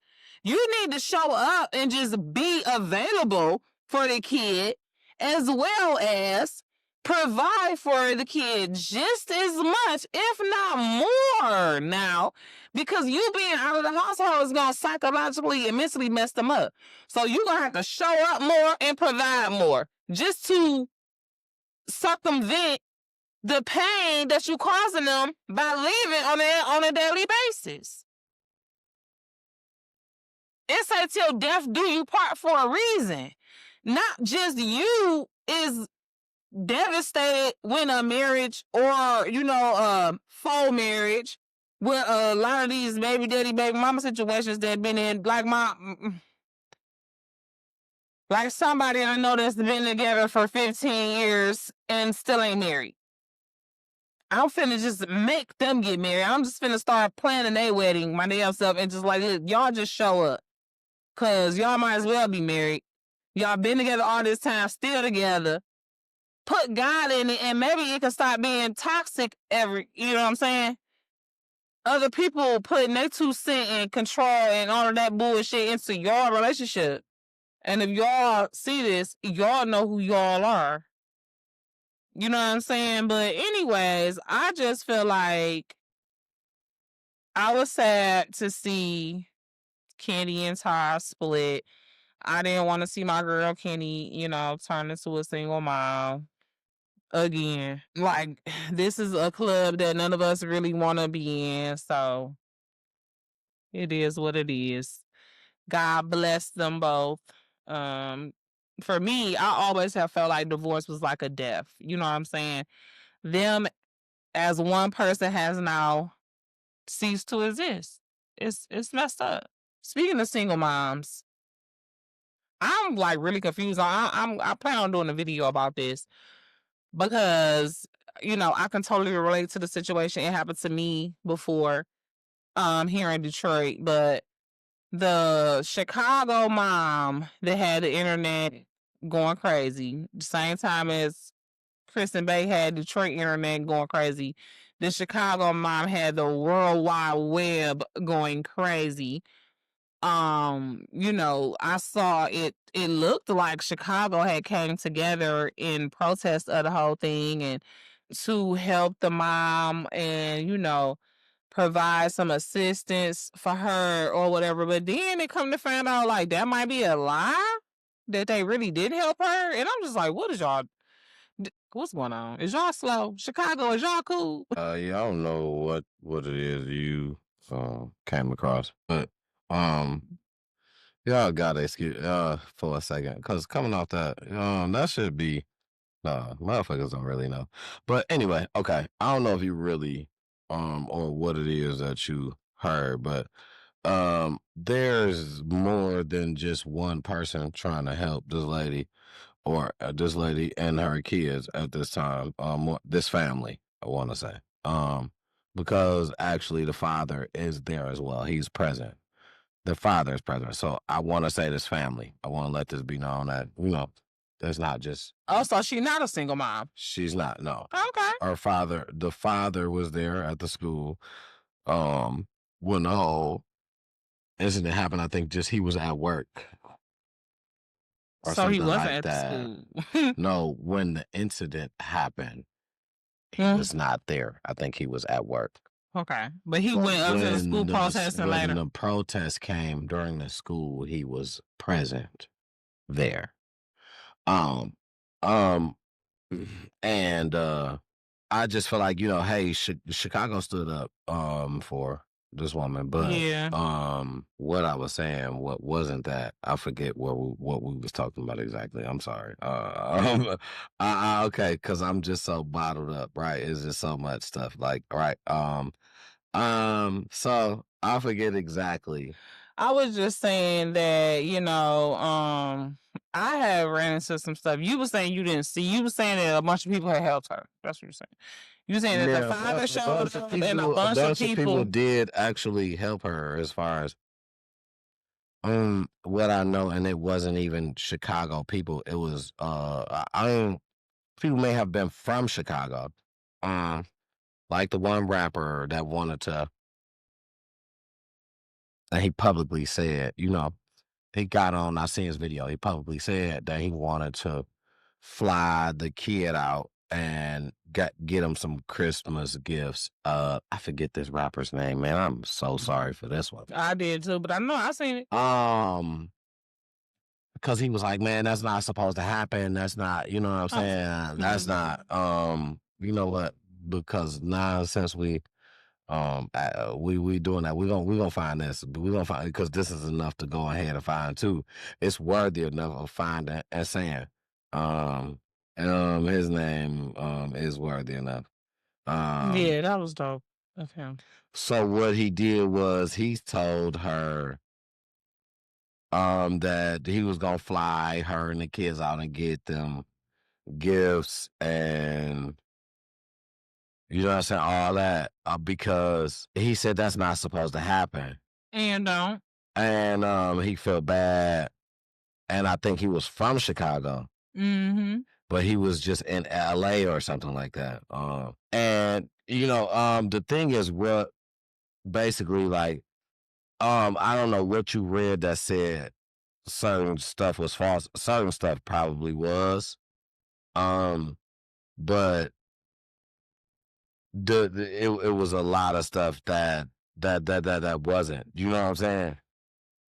Oh my God, that's not what I wanted to do. I was trying to find. It got it right here, but I'm not trying to watch it. Is it Peasy? What is his name? I see him right here. He is a Chicago rapper, but Lil Z Osama. yeah, Lil Z Osama offered to fly them out, and you know what I'm saying, and take them shopping, get them Christmas gifts and all that, because that is not how going to school and learning, wanting to go. You know what I'm saying? That's not how that's supposed to be. We're not supposed to care about what kind of clothes you got on, or you know what I'm saying. Hey, yo, you wore that yesterday. Who cares? And I feel like the problem is people pass up on their kids because they say, "Oh, they don't listen to me anyway." So no. People pass up on their kids because, listen, it's okay to allow your kid to say, but in a structure, I'm not talking to you in no kind of way. Don't talk to me. It's a respect thing, because you have to understand this in life. Like, it's just so many ways that you encounter kids. I'm a public transportation kind of guy, and I've been at for a few years now. I run across a lot of kids during public transportation. Rude is a thing. And I mean, you can't control what your kid does when they're not. You know what I'm saying? And, but I can remember the times being rude I couldn't even think about, because I can only imagine if a motherfucker go back and said to my grandma that I was rude. See, and that's the thing. It's about to be That's the thing. Key term, your grandma. That is the thing and the problem with this generation. Okay. Grandmama, what, 24? Great grandmama, 36. They all on perks. Okay? Back when I was growing up, it was the same thing. Grandmama 24, great grandmama 36, but they was on crack. So you got, you know what I'm saying, the one or two family members that's not strung out, taking care of everybody's kids. Somehow you got these kids falling through the cracks, looking for attention, traumatized, no telling what they going through at home. So they go to school taking it out on kids that they feel is vulnerable, kids that they feel is soft, kids that they feel they see some type of joy in. Oh, they want to steal that. Kids, especially middle school kids, are freaking possessed by Satan. I said it on my Facebook and I'll say it again. There's nothing new under the sun. Same thing happened to me and my mama on the way home from school. Group of kids attacked me, my mama, my little brother. They gave no fucks. They was literally like little demons. Okay? And some of them still haven't grown up. Listen, it happens on the regular. Ever since then, it's been reported that it's just been happening. But that's not, the thing is, what's been kids more so I'm saying, not with their parents. But the thing is, it's just not accepted, period. But that's the thing. That's what I'm saying. I'm sorry. No, I was just gonna say it's not accepted, period. But as well as we don't think it start at home, it do. It comes from, if it's not a visual, it's something at home that causes this. This is why I just said these kids is raised by not wolves, but perkheads, cokeheads, crackheads, motherfucking the casino heads. Whatever. These people is too busy focused on other shit other than their kids, and the kids know that. And kids don't have that. Kids, especially 11, 12, 13-year-olds, their minds are not fully developed. They don't have that cutoff to know, like, okay, this might cause me problem 2, 3, 4 years from now. They don't care. All they care about is what their friend's gonna think tomorrow, what their friend's gonna think right now. Are they fitting in right now? You very rarely get a couple of mature kids that think ahead of. Where did they mature at? Somewhere, if they didn't have the guidance to mature, if you're This is what I'm just saying. But what I'm saying is that it's no age limit. It's I didn't say it was, but what I'm mature at 15, 16, 17, 18. But that middle school age is a very vulnerable, sensitive, is special. That time is when your hormones going crazy. You not sure. It's the most messed up. I'm telling you, middle school kids is possessed. It's different. Before that, you much nicer. By the time you get to high school, you done kind of figured out who you are, where you are. You don't care. You focused on something. You know what I'm saying? You either getting high, you playing football, you a cheerleader, you found a girl or a boy you like, or you so traumatized to where you still. I don't care if you 10, 3, 9, 13, 18, 19, 25. If you live in my listen, this is how this go for me. I'm that parent. My thing is this. One thing is the level of respect is going to be here because I'm going to respect you to the fullest. You going to respect me. We're not going to talk to each other any kind of way.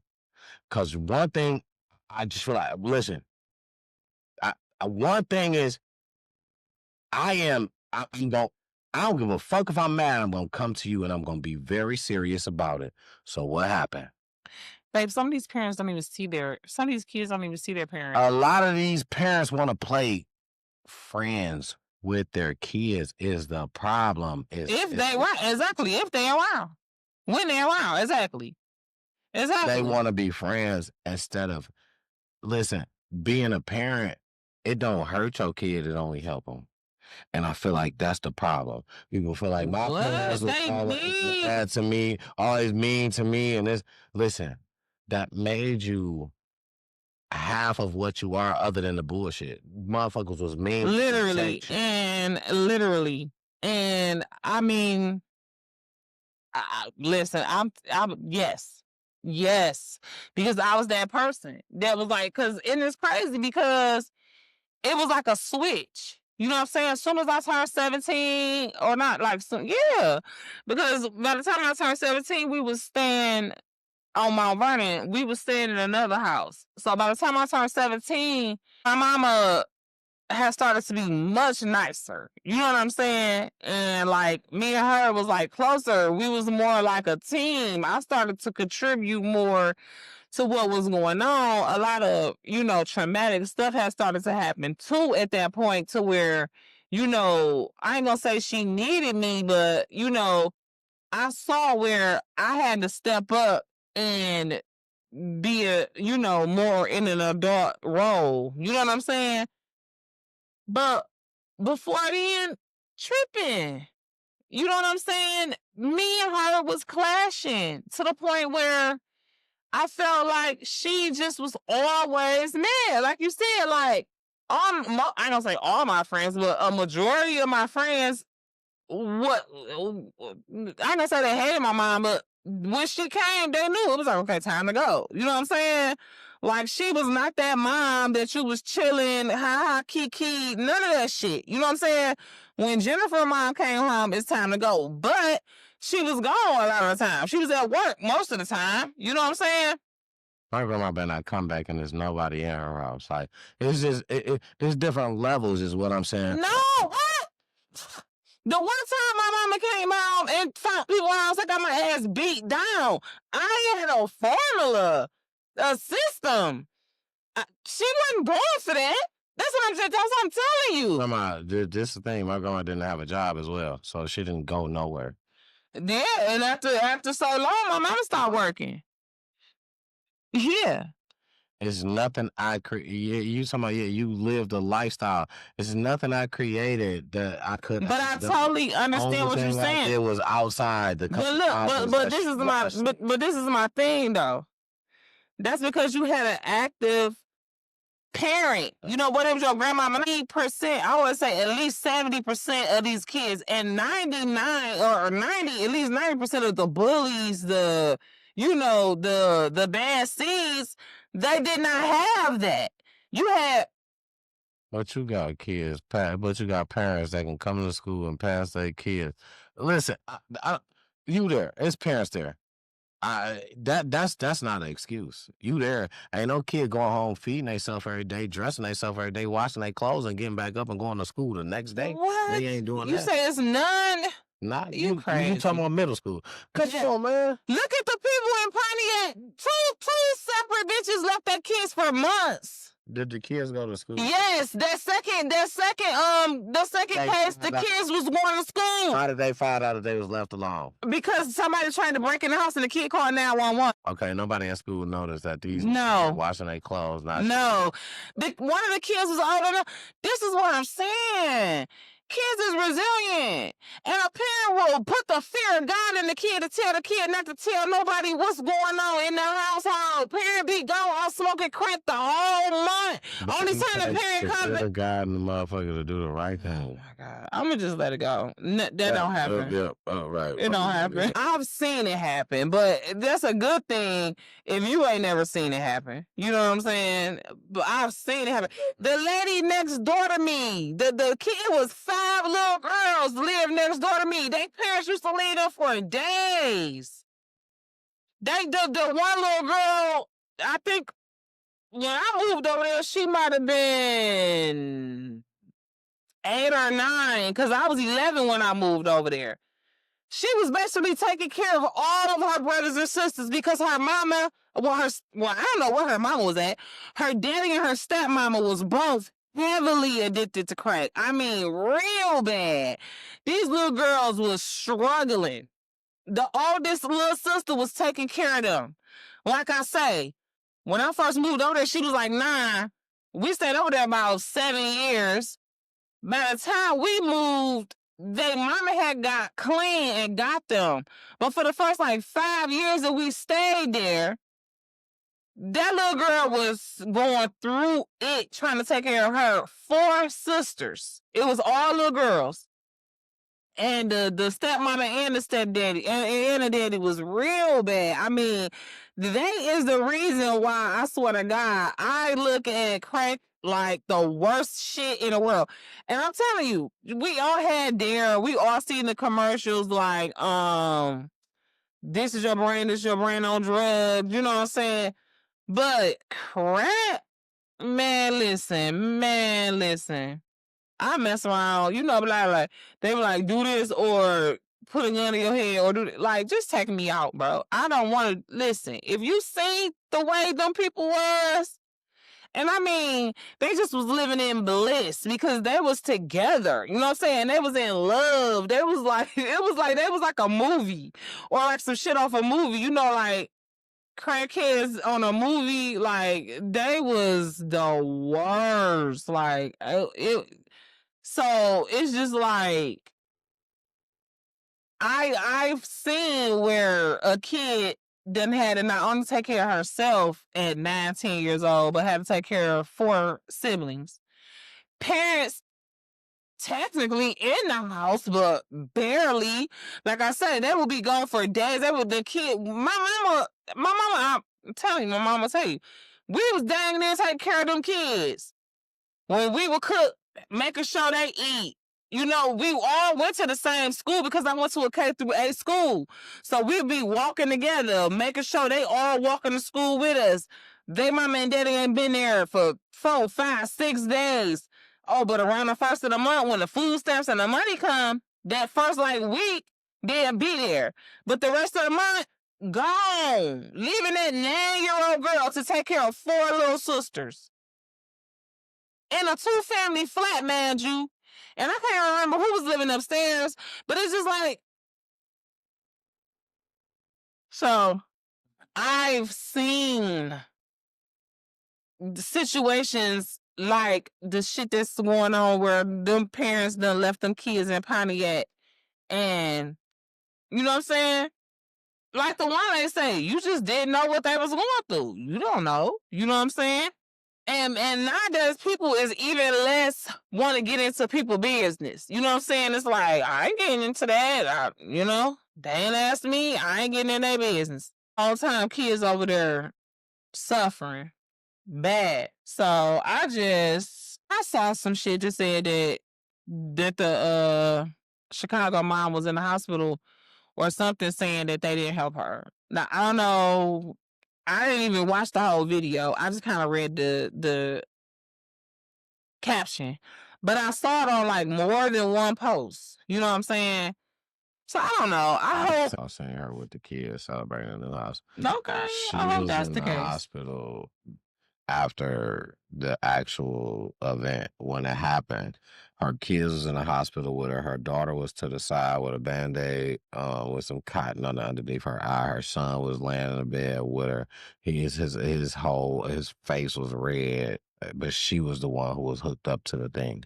Nah, that's the video. Because she got sickle cell or something like that too. So it's like, you know, not only was she probably dealing with whatever injuries that happened from the kids assaulting her, but now it probably, you know, aggravated her condition.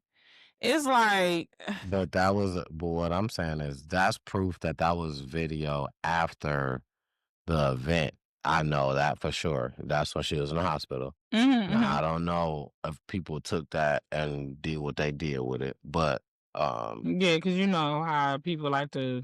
After that, I literally seen with my eyes a video of her and her son and her daughter in the new home, celebrating the new house that the people had moved her out because the actual Chicago people that was like local, like, you know how we got Detroit 7 Mile Radio. Yeah. Shout out Mark. Period. They had somebody there that was like local. And he was showing all the moving trucks the day that they was moving. And he like, yeah, this the lady. He like, it's crazy. Like, she moving out like immediately. But I mean, it showed the moving. She was in the hospital before then. It showed the moving, then it showed her, and you know what I'm saying, celebrating the house. So okay, so it literally showed her in the new house celebrating the new house. She showed her in the new house. He showed the trucks. I basically followed the trail. You know, you go down the rabbit hole. Yeah, that's what I'm asking. You seen her. You seen her say she got a new house. Her son in the new house. He celebrated the new house. Her son, her daughter, all that. Okay. They was in the new house. But the kids wasn't like they was. People do like to manipulate shit. Just like after the cruise ship lady had her situation, they started to show old videos of her, and then people wanted to say that they got back together, and it's like, no, that was an old video. Yeah. So like the Cardi B and Stefan Diggs shit. When they was going through it, they brought up an old ass workout video that they was in and tried to say, oh yeah, do you see him?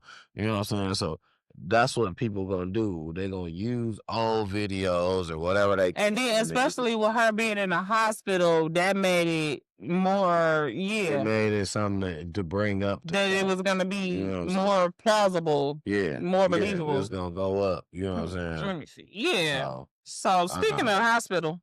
No, go ahead. Did you see the situation where the lady was at the hospital trying to have her baby and the people was like dogging her out, being rude or whatever, just like black woman, of course, Kiera Jones in Dallas. No, I didn't see literally in labor. You know what I'm saying? Like a husband, boyfriend, baby, whatever it was. And then some more people end up showing up. They trying to get her, assistance. And the hospital staff's being rude. They refused her care until she signed all this extra paperwork. And she literally dang near had her baby in the damn wheelchair. Damn, that's bold. And it's just like... Well, can't she? Well, I don't know. Here's the thing. I was going to say, can't she sue him, but... Here's the minutes. You were saying that women kind of rule the world. It's not a man's world, but women rule the world. And I mean, okay, that maybe to you, that's what it looks like. You know what I mean?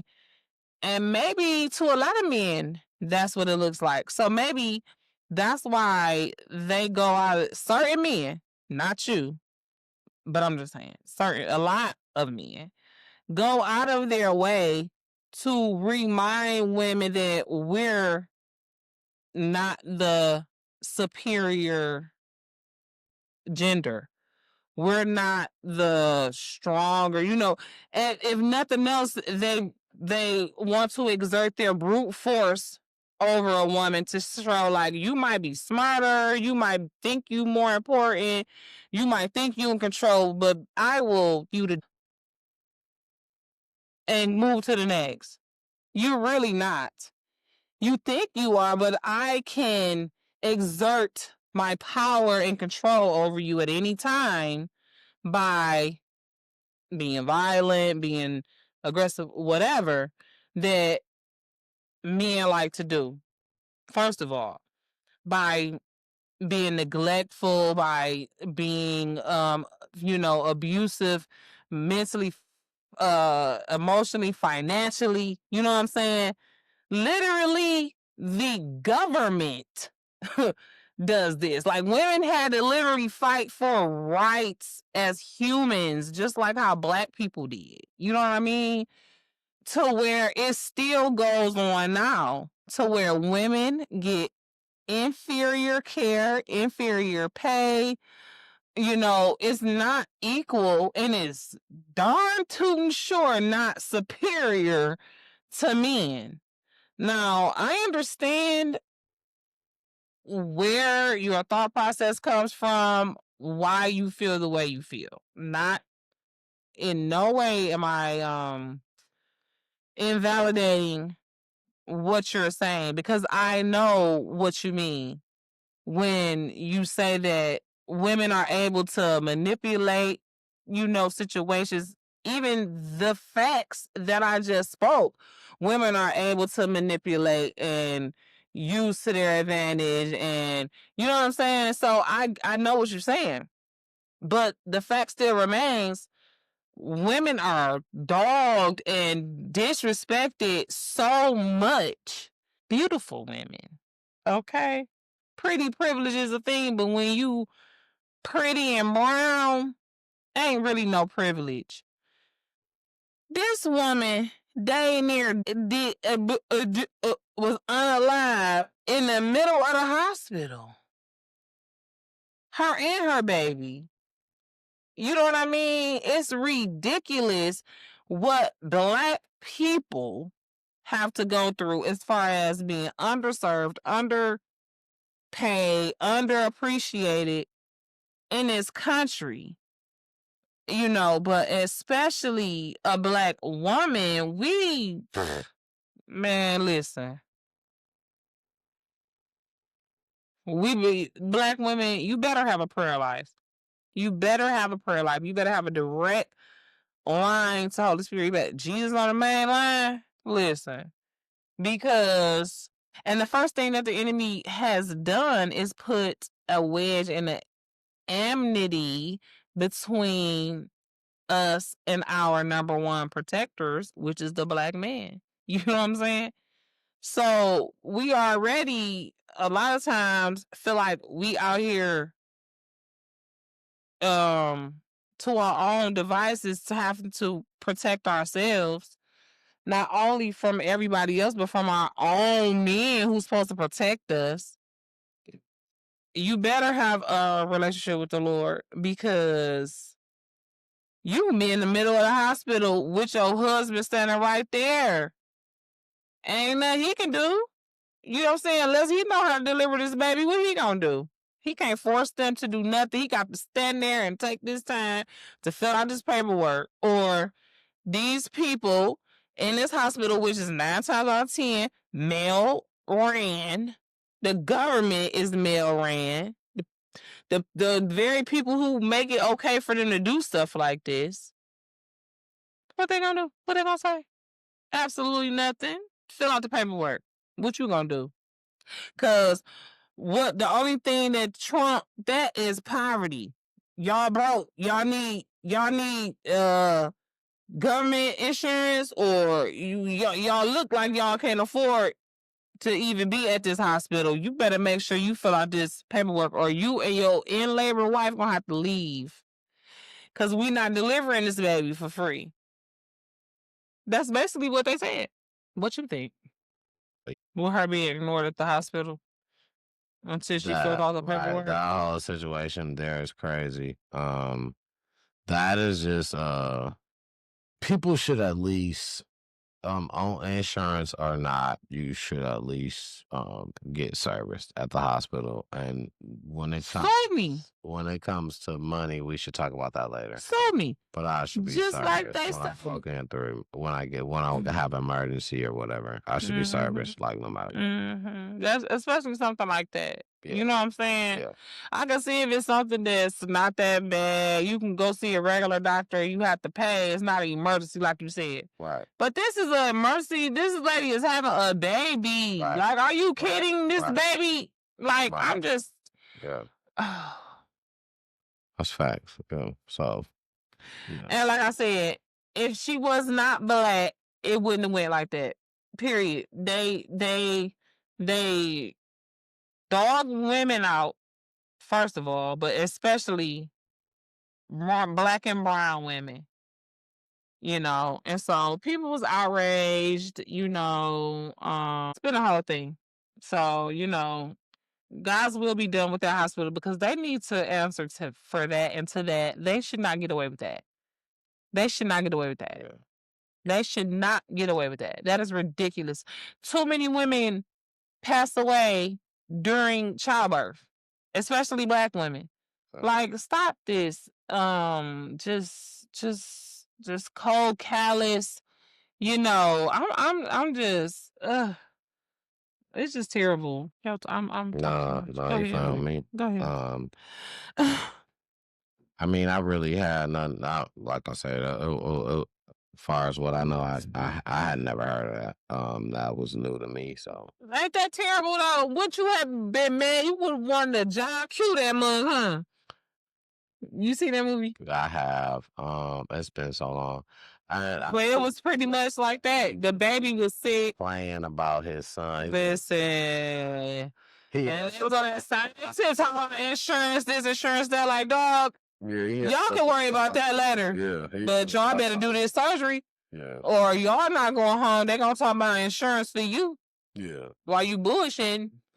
Because my baby leaving out of here. There ain't gonna be no insurance on your end. My baby leaving out of here. I might not be leaving out of here. You might not be leaving out of here, but my baby is leaving out of here. We both might be going downstairs. You ain't gonna leave the same way he is. Yeah. We both might be going downstairs. And if you know what downstairs in the hospital is. See, I just don't remember it. But, yeah, you know, I totally feel you. That was like, ooh, I'm just mad thinking about it again. But I'm glad that, and it's the last thing that I'm gonna say. That's kind of like negative. The singer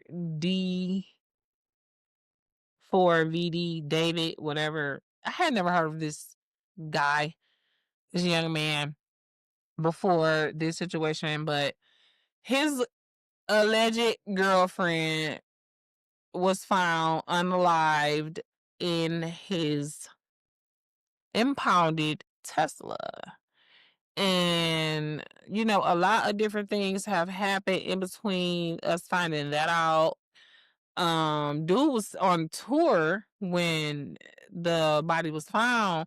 However, he came back around the time when the Tesla was first parked, where it was, you know, eventually impounded from. So, long story short, it took them a few weeks. Seemed like maybe more than that, maybe a month or more. But now they have officially made him a suspect and put some more information out. Apparently her body had been frozen. It was summertime. It was hot. This is LA.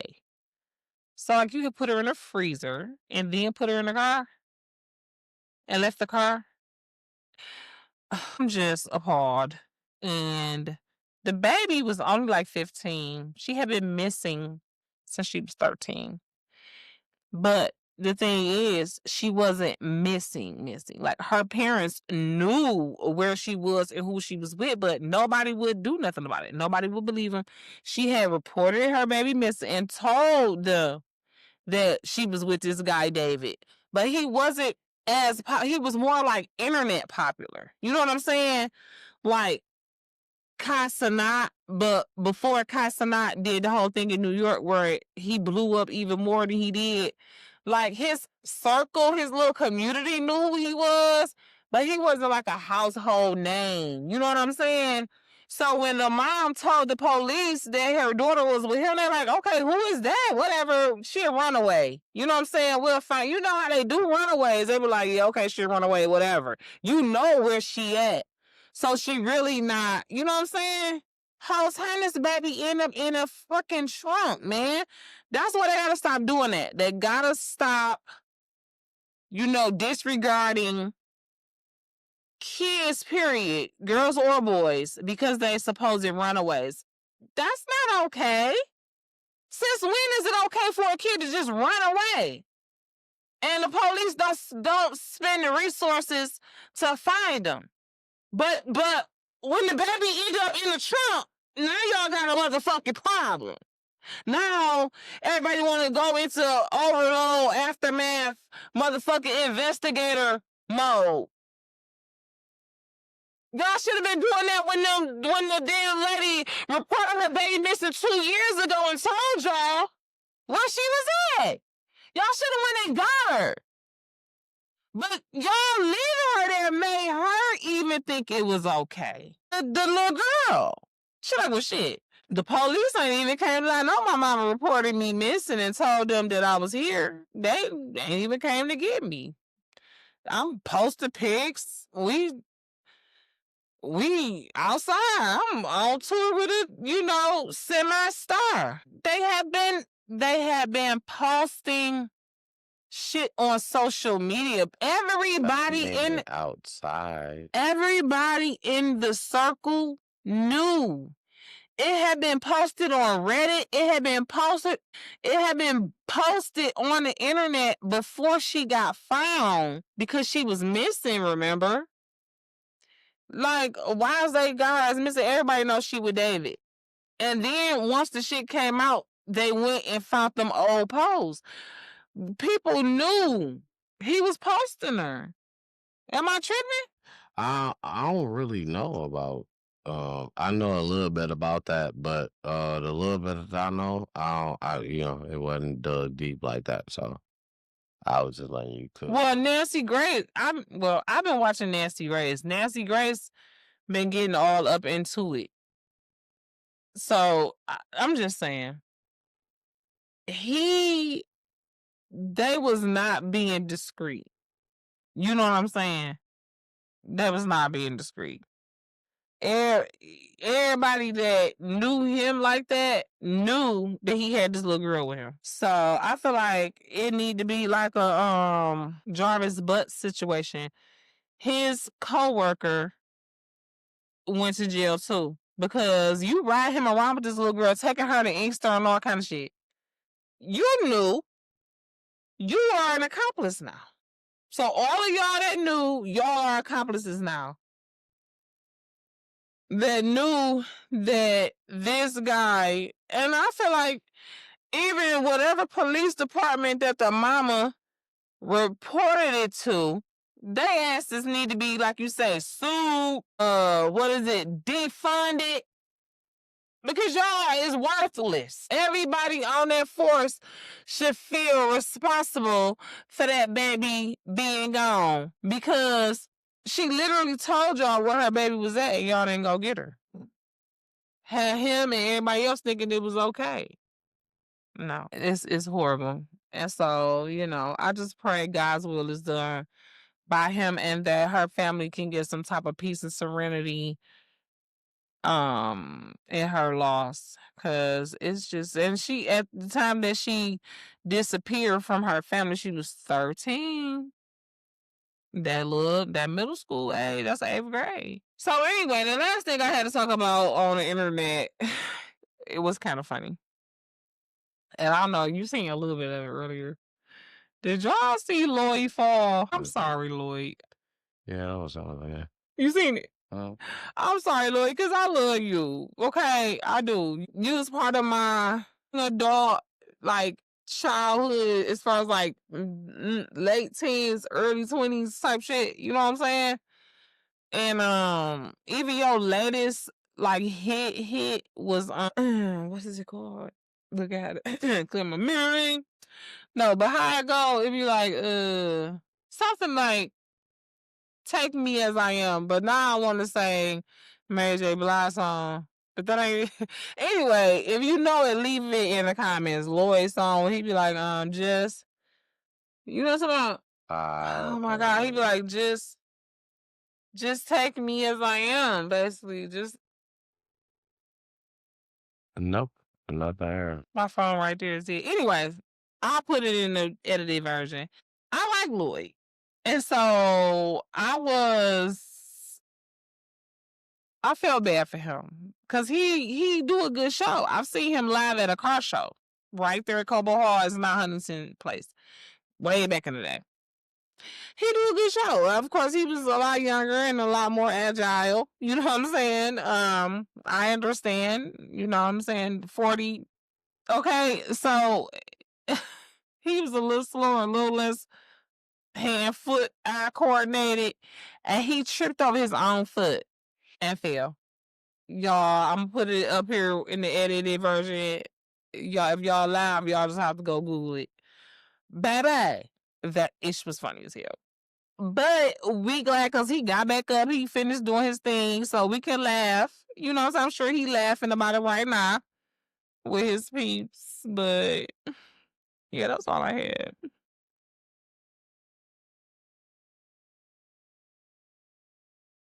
My last Shit. my last love. But that's what we already ran over, the Chicago lady. My last little bit. I was on the way up. And if you remember, everybody kind of know. I think everybody kind of know about Kanika Jenkins. I think everybody was a Wasn't that Chicago too? That's Chicago. I think everybody was a detective to this situation. Allegedly, her mom makes a post about how people was telling her not to talk about it and made it seem as if she had received like some type of payment and some other stuff to keep quiet. Well, did she? But now she doesn't want to keep quiet anymore. Like she made a whole. So did she sign an NDA or not? I mean, she made like a whole status. I mean, it's more in the paragraph long. And it was she said about how basically like, oh yeah, you know, hey, I've been quiet long enough. Y'all, you know what I'm saying? Y'all try to about her baby off and this and that. What was that, 2020 or 2021? Not 2021. No, that was before then. It was before pandemic. Absolutely. I mean, C-19 or whatever. I think pandemic is a bad word on YouTube. Situation was definitely pandemic. I know that for sure. But basically, mom now basically 2017. Her mom now basically is coming out saying that, you know, basically that she was told not to say nothing and making it seem like she received some money to not talk about this. And the mom is making it seem like she received some money, or it's other people? It's the mom. I've learned because she made a status that was 2-3 paragraphs long.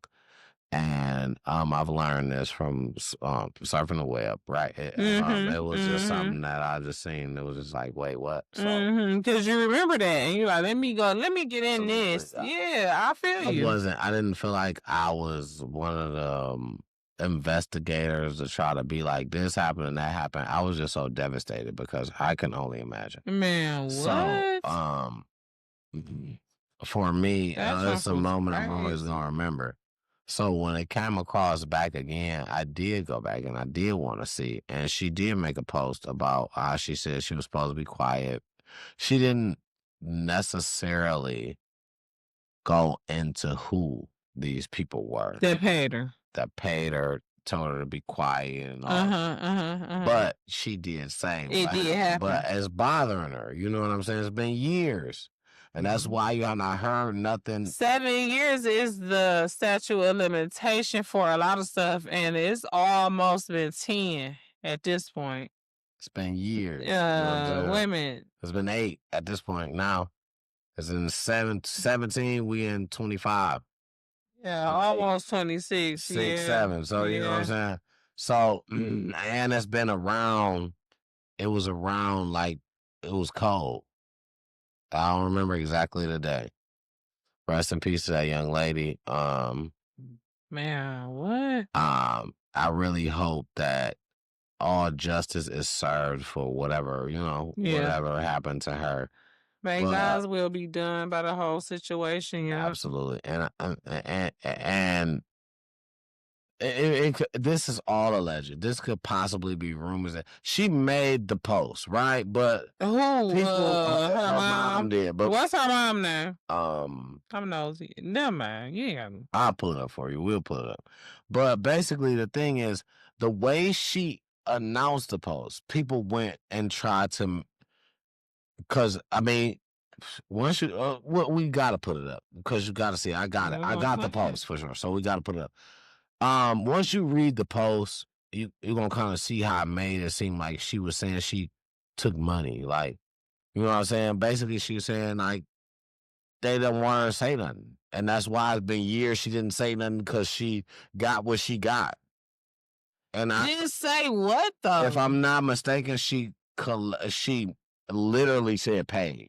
But I'm saying I understand, but like what? But not paid in what type of form? Not cash. No, I don't care about her getting paid. She should have got paid. She should have. To be quiet? That's what she said. She got paid to be quiet. not to say nothing. That's what that's what the post made it seem like. So here's the thing, and that's probably how she feel now. You know what I'm saying? She feels conflicted with everything. But I'm gonna just tell you what I think happened. And I don't know. I didn't go deep into that. I saw a little bit about it, but I didn't even click on it because I'm just like I'm tired of that. Kanika, I don't even know what you know what I'm saying. That was I the didn't. story that touched But it's me a good. too. It did too. It touched me too, right? To the point where I was like, I don't want to go back down that rabbit hole. You know what I'm saying? I spent so much time on that when it happened. You know what I'm saying? When they was looking for her.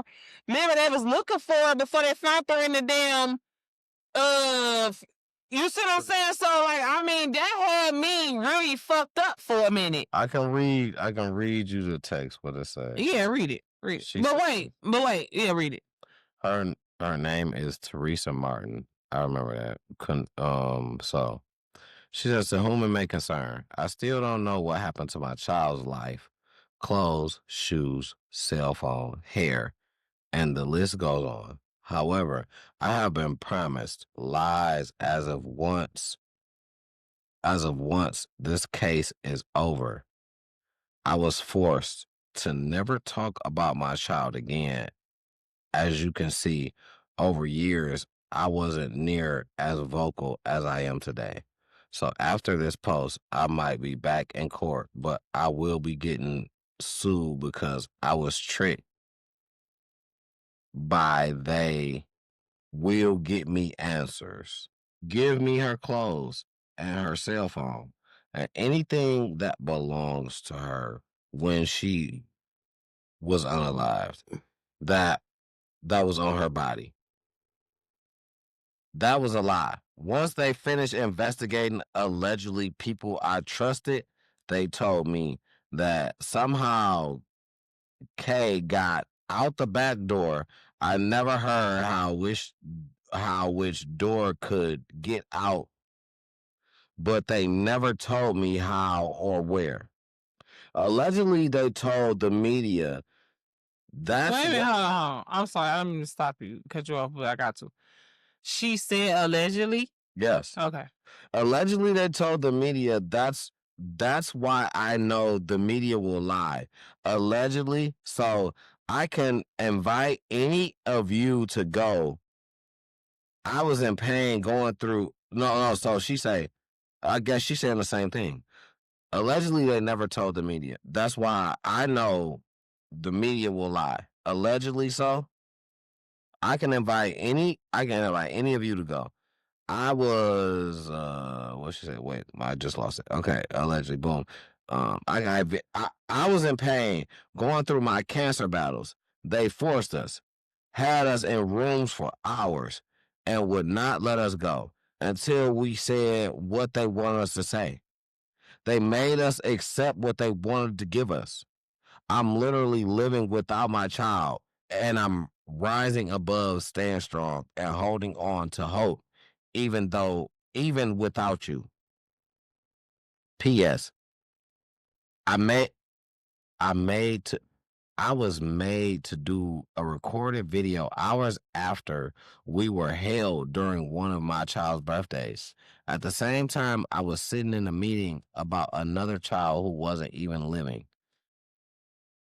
F you. I had something, because it's the middle finger, right? Middle finger.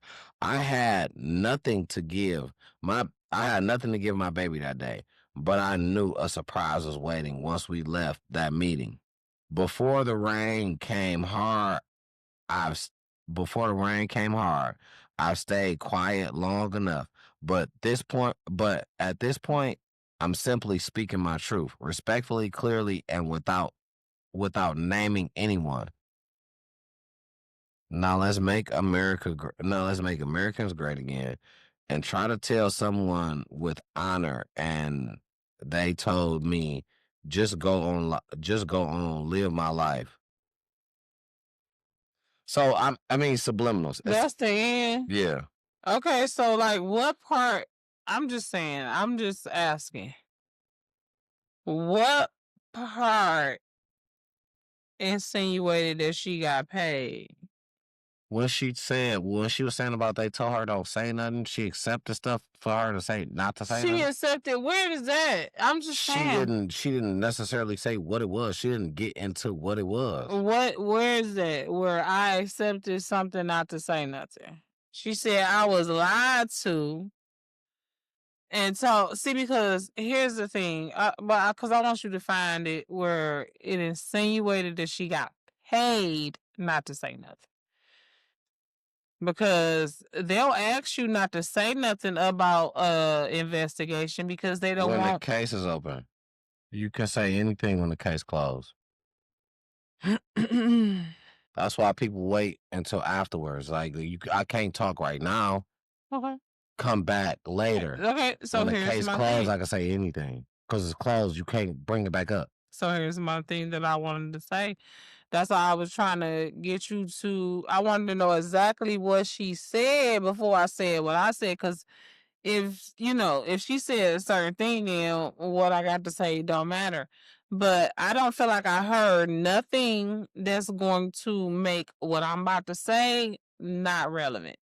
So I want you to tell me what she said in that post that made it seem like she got paid. Now I understand they asked her not to say nothing, but what makes it seem like she got paid not to say nothing?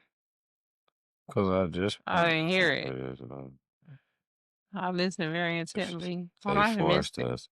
Had us in rooms for hours and not let us go till we said what they wanted to say. They made us accept what they wanted to give us.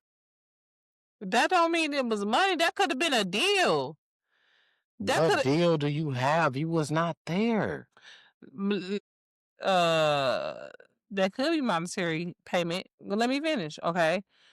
It could have been a deal. It could have been information. They wanted us to accept the information that they wanted to give us. They wanted us to accept whatever.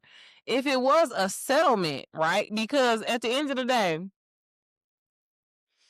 once she found out what happened to her daughter, She still ain't found out. this is what I'm saying. She found out that she was in a freezer in the basement. For the longest, they was looking for her. So once she found out where she was able to put her hands on her daughter's body. Right? Now she gonna hold the hotel, whoever she gonna hold accountable. The hotel, the police department, whoever she gonna hold accountable and get a lawyer to sue. Right? Now, her lawyer might not have been that good. Maybe she didn't have a lawyer, whatever. They offered her a settlement. Now, once we sell with you, we give you this money, right? It might not be what you think is right. It might not be, nothing is worth your daughter's life. Literally nothing. You can give me all the money in Fort Knox. All the money that you're gonna print between now and the day I die. And it's not gonna be enough to value the value of my daughter's life in my life. You know what I'm saying? But so that's why she say whatever they wanted to give us, we had to accept it because we settled with them for whoever, because she say they. Who is they? Is that the police department? Is that the hotel? Is that the prosecutor? Like, who is they? She obviously protecting herself or what she feel like is protecting herself. But why would she even? Because that's what you already been doing. But as you heard, she said, "I've been quiet for years. This happened when." And if you remember, I remember vividly, without even having to go and do the research. I remember vividly. She was speaking out to the press, talking to the public. I want to find out what happened to my baby. Right, and once she found. She never found out. Nobody never found. But she was there when they found her in the freezer. That's what she said, though. She said that they made me say what they wanted me to say, and what they didn't want me to say, I couldn't say because I took a settlement. So you don't know what she found out. We didn't find out. Well, she spoke out to the press about what she was curious at first. And everybody felt like it was This fake. is my That's point. all that shit. This is my whole point. At some point, she found out the truth and got paid to shut up about it. And now, but why is that a problem? Me personally, you can't pay me to shut up about my kid because, number one, if you're trying to pay me, that means you in on some shit that ain't right, a process that's not right. So I want to listen. I want to know exactly what went down, and I'm suing the draws off your ass. But here's I the don't thing. Give a fuck about that. But money here's the went to my thing. kid. But here's Really the thing. And I totally and I draws off your ass. If that comes to it, if I get some money, and if I don't. But the thing is, you not about to play me to the point where you about to be like, I'm gonna tell you what happened if you don't say nothing to nobody. You crazy than a motherfucker. But here's I'm the speaking thing. to everybody about what happened to mine because it's awareness. And I totally agree. I totally agree with you. But you got a lot of people out here that is very much money driven, hungry, and poverty minded, right? But that's not no shade. Because us as a people, we have been kept from wealth. We have been kept with a foot or two or three, because you got the wonderful people's foot, you got the Jews, you got the Asians, you got so many people's foot on our neck. We just now starting to be able to obtain wealth. You know what I'm saying? So it's a generational curse to where her baby was already gone. I'm not accepting that though. I'm not, and I'm Don't not. give me no money to be quiet. Babe, I'm not saying you're wrong. I'm not saying you're wrong. I told you I agree with you. I agree. It's not a dollar sign you can present in front of me, especially me, like because even her. She thought she could keep quiet. And if you notice, there's a 7-year statute of limitation on stuff. It's what, 7-8 years now? She like, I can't be quiet no more. People talk about, oh, the money that ran out now. That's why she talking. Because I saw a look. But here's the thing. You have no choice. Of some stuff, right?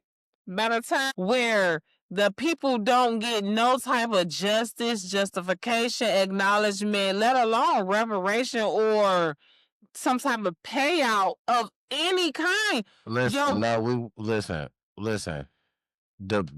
Your maker, the person you believed in, your maker, person you believe in right now, he stood for something, and there wasn't nobody gonna tell him nothing different, and he stood for that, and that's why he went through the process. We just talked about how so many people are not connected to Holy Spirit like that. When it comes, my thing is, ain't no way that you about to accept that, cause if you on the journey if you on, they not. What are you talking about? I'm not saying that they not. I'm talking about you. Ain't no way that. Who, me? I just said that. Yeah. What the hell? I literally just said I'm not accepting that. I literally just said I agree with you. But I understand where that mother was coming from at that point. Because I ain't always been disconnected to Holy Spirit. I ain't always. That's how I have developed some habits that I have to repent for every day. And I'm working, and God ain't done working on me. Because there was a time when he was connected to me, but I wasn't connected to him. You understand what I'm saying? So I have to give people grace in certain instances. You know what I'm saying? So I'm not saying I agree with her. I'm not saying she right, but I know why, and especially when it comes to money. She might have other kids. I don't know. You know what I'm saying? Kanika gone. She gone. It's nothing that's going to bring her back. But these people is offering me this now. I don't really know what happened yet. All I know is what they're telling me. So if they tell me don't say nothing until we finish this investigation, we're going to give you this because we know you deserve something. Well, we want to see exactly what went on, sign this NDA, take this settlement, and as soon as we find out exactly what happened, we're going to let you know, but we would appreciate it if you would keep it on the low. That's why we paying you. I ain't gonna. We going to tell you, but we don't want you to tell nobody else. Because at the end of the day, we as the company that's paying you, we didn't do it. I don't give a fuck. I didn't sleep. I'm not gonna. That's what you, and that's understandable. I don't give a fuck. I didn't sleep. I'm not gonna sleep. Listen, you not gonna work on this as hard as I am. That's how I'm gonna feel off top. I don't give a fuck who I reported this to, when I reported this, how long you had to do it. You not gonna work on this high as I. And I'm not saying you wrong. So many people are not that strong. Especially when you get a corporation like the Marriott or Hilton or these big-time lawyers coming on you this with this money. This I'll be forgetting. Nah, this the thing. Because I be trying to let you get off. Okay, now you cooked enough. Now you probably, it's supposed to be my turn. You're supposed to ask me a question. And now I'm trying to tell you. The thing is, if I don't tell you now, you won't get an answer because I'm going to tell you I don't know. The thing is, I don't give a fuck. You are a corporation, $1 billion business. You're going to get money regardless. I'm going to get my kids, they not regardless. They here, they mine. You're not going to shut me up. You're not going to tell me a dollar amount says, hey, you know what? Because I did this wrong and I'm going to give you this money, I don't want you to say nothing about it. Get the fuck out of here. I'm not going to not say nothing about it. Every day, I dream about this shit. I should every day. You get the fuck out of here and you can take your dollar and up your ass. I agree with you. I'm not taking no money for no amount for me to be quiet. That's one thing. Now, if you give me money, you giving it to me. But you never want to tell me to shut up about my kids, about mine. That's no. I don't give a fuck. You can't control how I feel when I want to say something about this shit because you not dealing with this shit. You sit back every day and you with yours. When I say mine gone, I ain't got it no more. Ain't no fucking way you about to tell me I can't say how I feel. And I don't give a fuck who I say it to and where I say it at. And that's just me. I'm not accepting a dollar amount for me to shut up. No, that's just, the thing is, you can give me some money, but you can't tell me, one thing you're not about to do is tell me how to control my feelings, how to control how I feel every day, knowing that I wish I had this one time to even say, or one more. Get the fuck out of here. No. So listen, I agree with you. I totally agree. You know me. I can't hold water. You know what I'm saying? I would not have been able to do it. I would have got sued. They would have took their money back because I would have agreed to it, maybe. You know, man, I'm just saying, because poverty mindedness will have a person feeling some type of way. You already depressed. You already, you know. So I don't want to judge nobody and be like, oh, you ain't even care about your baby. You took that money. You sold your baby out. You had something to do with it. I'm not about to be one of them. That's all I'm saying. I'm not about to be one of them. People that's on the internet dogging the mother out and like, oh, now you want to say something. You took the money. You didn't care about your baby. I'm not going to say that. You never know what a person's mindset is, especially when they're grieving and you put money involved and somebody been struggling, they got other kids. I look at all factors. And here it is, 7 years is fast. If somebody advised them to like, yeah, you just have to be quiet for 7 years. After that, you can say whatever the fuck you want to and keep your money and don't have to worry about it. You know what I'm saying? Some people can hold water. I can't hold water. You know what I'm saying? Some people don't have to go on the internet and voice their opinion and don't feel like they gotta tell the whole world. You can tell your people that you trust that's not gonna let it get back to the people that paid you the money. You know what I'm saying? You can vent to your therapist, shit like that. You know what I'm saying? 7 years, you give me $3 million? Yes, hell yeah. Give me $3 million. I will shut up for 7 years. Or at least at the time when you offer me the $3 million, I'm going to say I'm going to shut up. I'm going to think I can shut up. Because the fact of the matter is, not a word I can say is going to bring my child back. I'm not Jesus. I can't say, pick up your, this is not a Jesus Lazarus situation. Okay? I at some point I have to understand that, especially if I got other kids. How is this 3, 4, 5, 6, 7, 20, $100 million going to help me and my other kids if I be quiet for 7 years? Because there's a statute of limitation for most things other than like rape, murder, and we're gonna X out that stuff when we do the edited version, but you know what I'm talking about. So, you know what I'm saying? I totally get what you're saying. I'm talking shit right now. I'm being devil's advocate.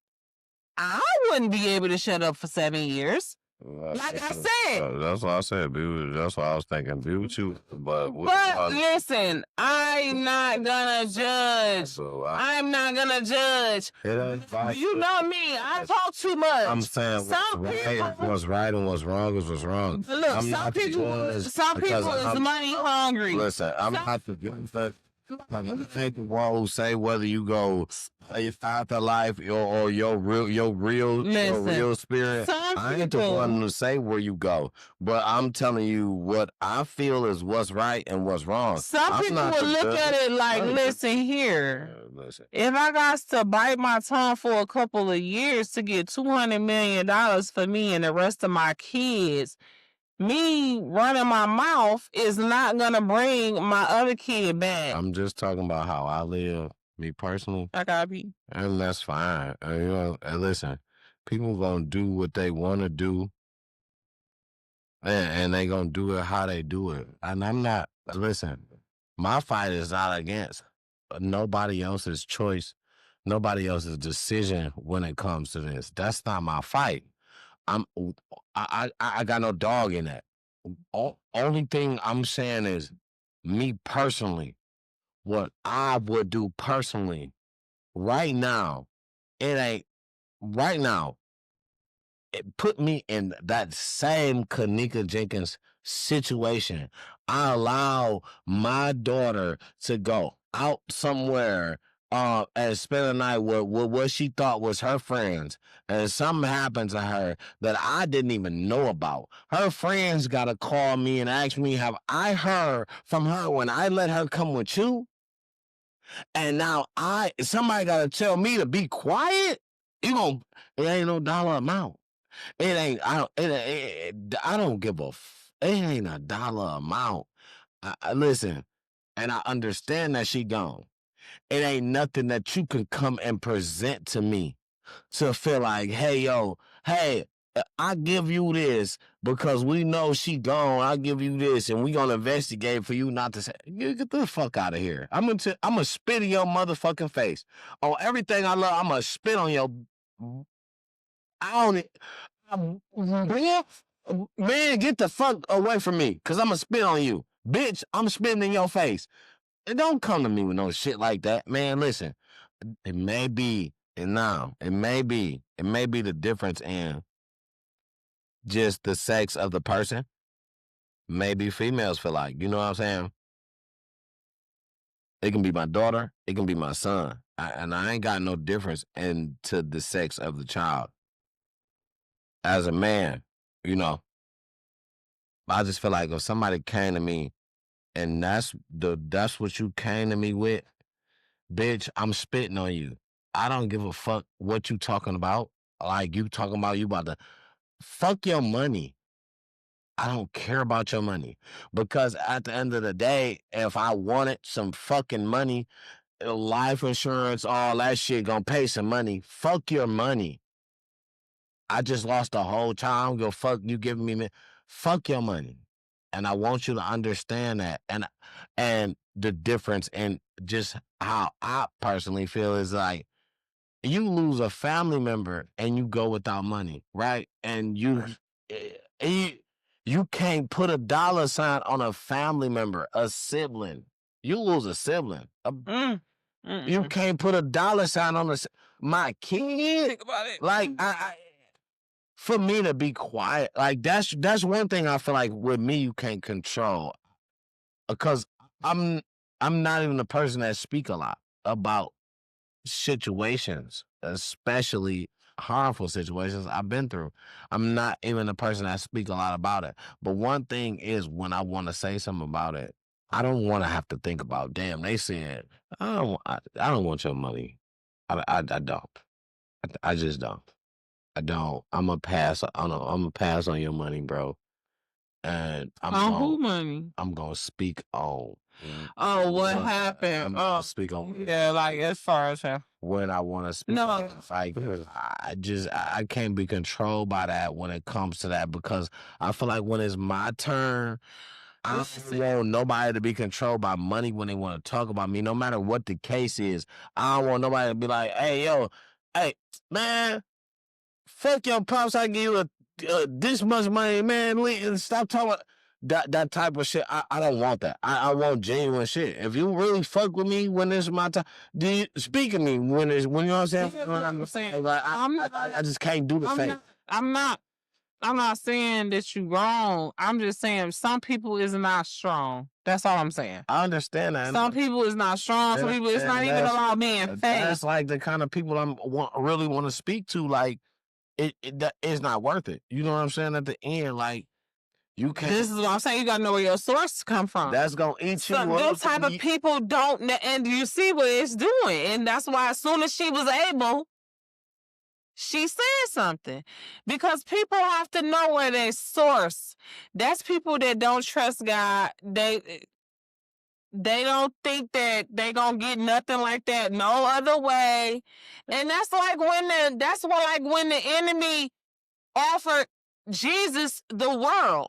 Just worship me. You know what I'm saying? I give you all of this, everything as far as your eye could see. You know what I'm saying? If Jesus didn't know where his source was, that his source was his Father in heaven that he came from, you know what I'm saying? If he thought that the devil had something that he didn't already have access to, he might have taken the offer. You know what I'm saying? So many of our favorite artists and stars, that's why I be like, people is clones.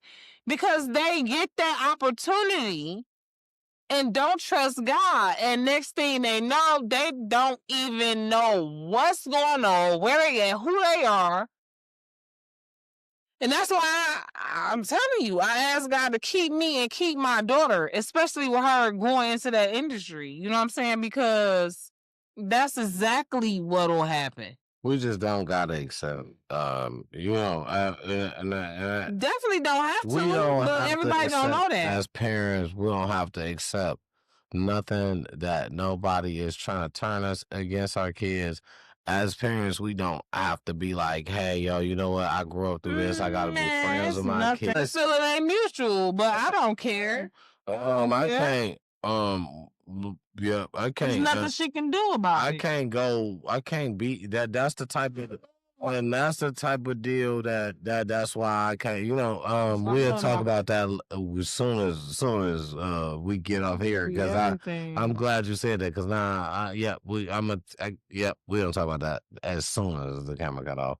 Nothing against y'all, but we'll talk about that. But we're about to get off of here anyway, because we were right around 3 hours, and you all already know that's our thing. That's our cutoff.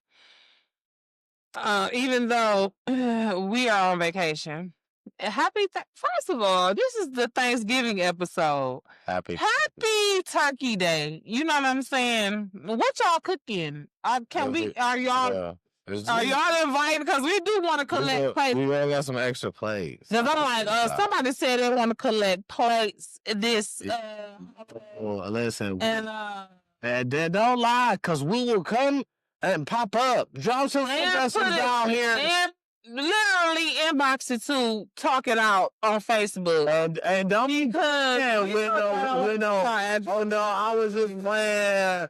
I didn't know y'all was gonna pull up. We pulling up. So make sure y'all got 2 extra plates because we pulling up. And if that macaroni nasty. And best friend, Wendy Levita Powell. Ooh, I just said your whole government name. Yes, we will be starting or stopping, I don't know, at your crib. Oh, excuse me. You had a couple places to go too, but one thing I'm trying to know. Showing it to my best friend house too. Yeah. Good. I hope so. I love her. First of all, I hope y'all understand. T-Double, he be cooking his ass off. So if he, not gonna say if, when he eats your plate, okay, don't be nervous. Okay. If that macaroni nasty, I'm gonna be. Listen, on Thanksgiving, let me tell you one thing I'm looking for is the macaroni. I understand that everything. I'm just saying that's a staple on Thanksgiving.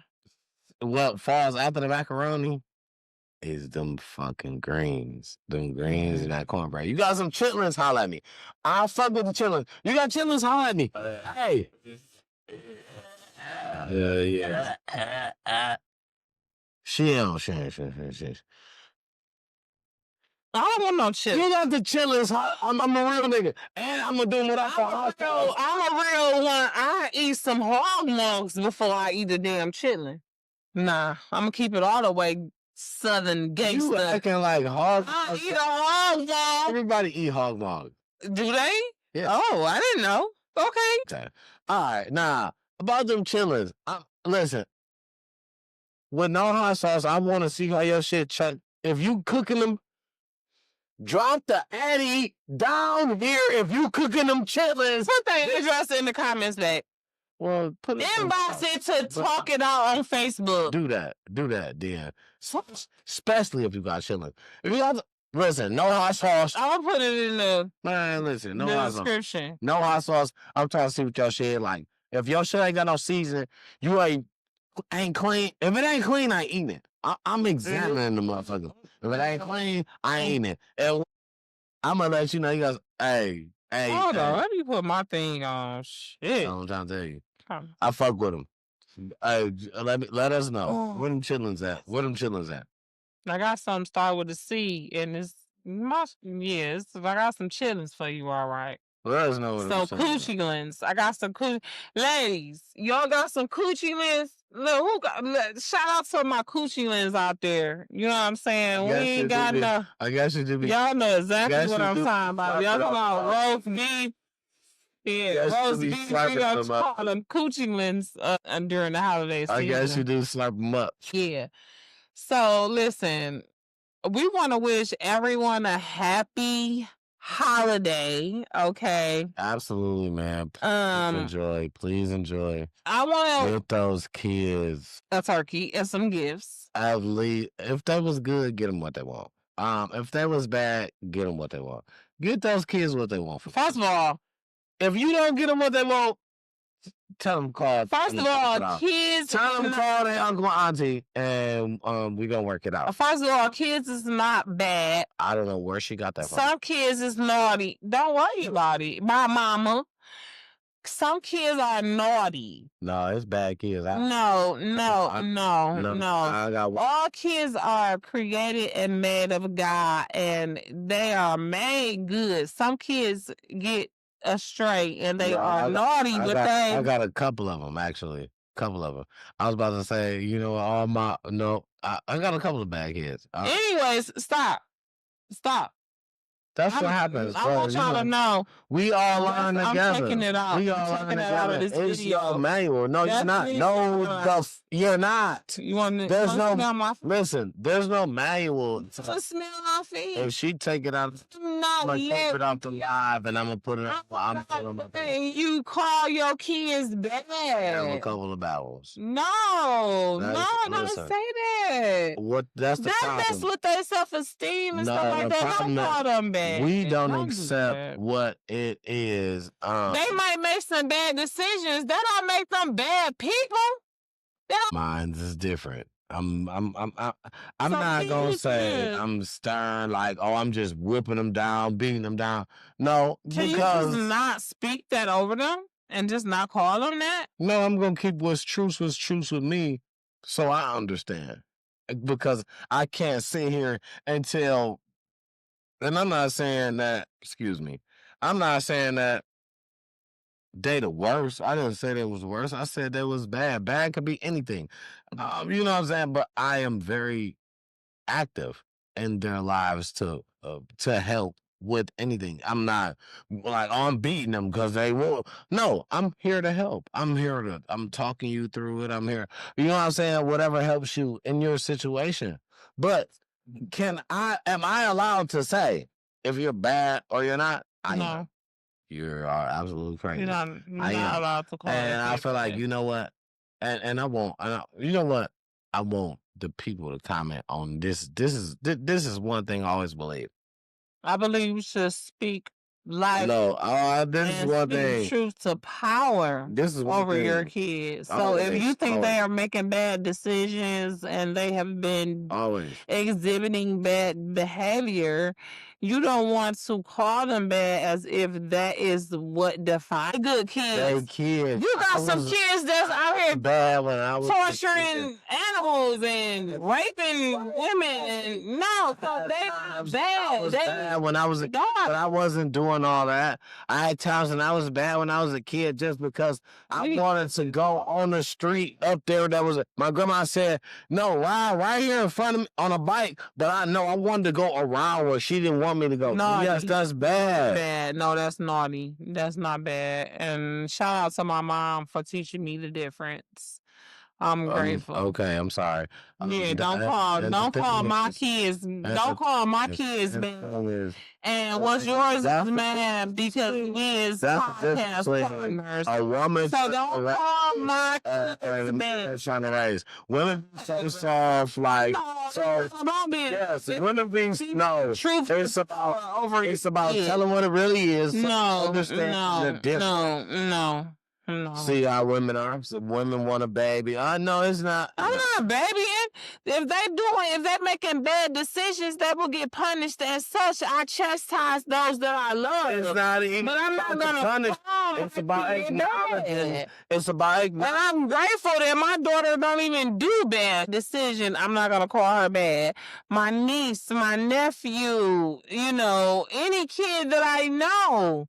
If they make a bad decision, a kid, I'm not going to call them bad. It's short from, taking a life, being a rapist or something like that. There are kids that are bad. I watched a kid that a mom recorded. And it was a kid, it was a little boy, and it was a little girl that was fighting.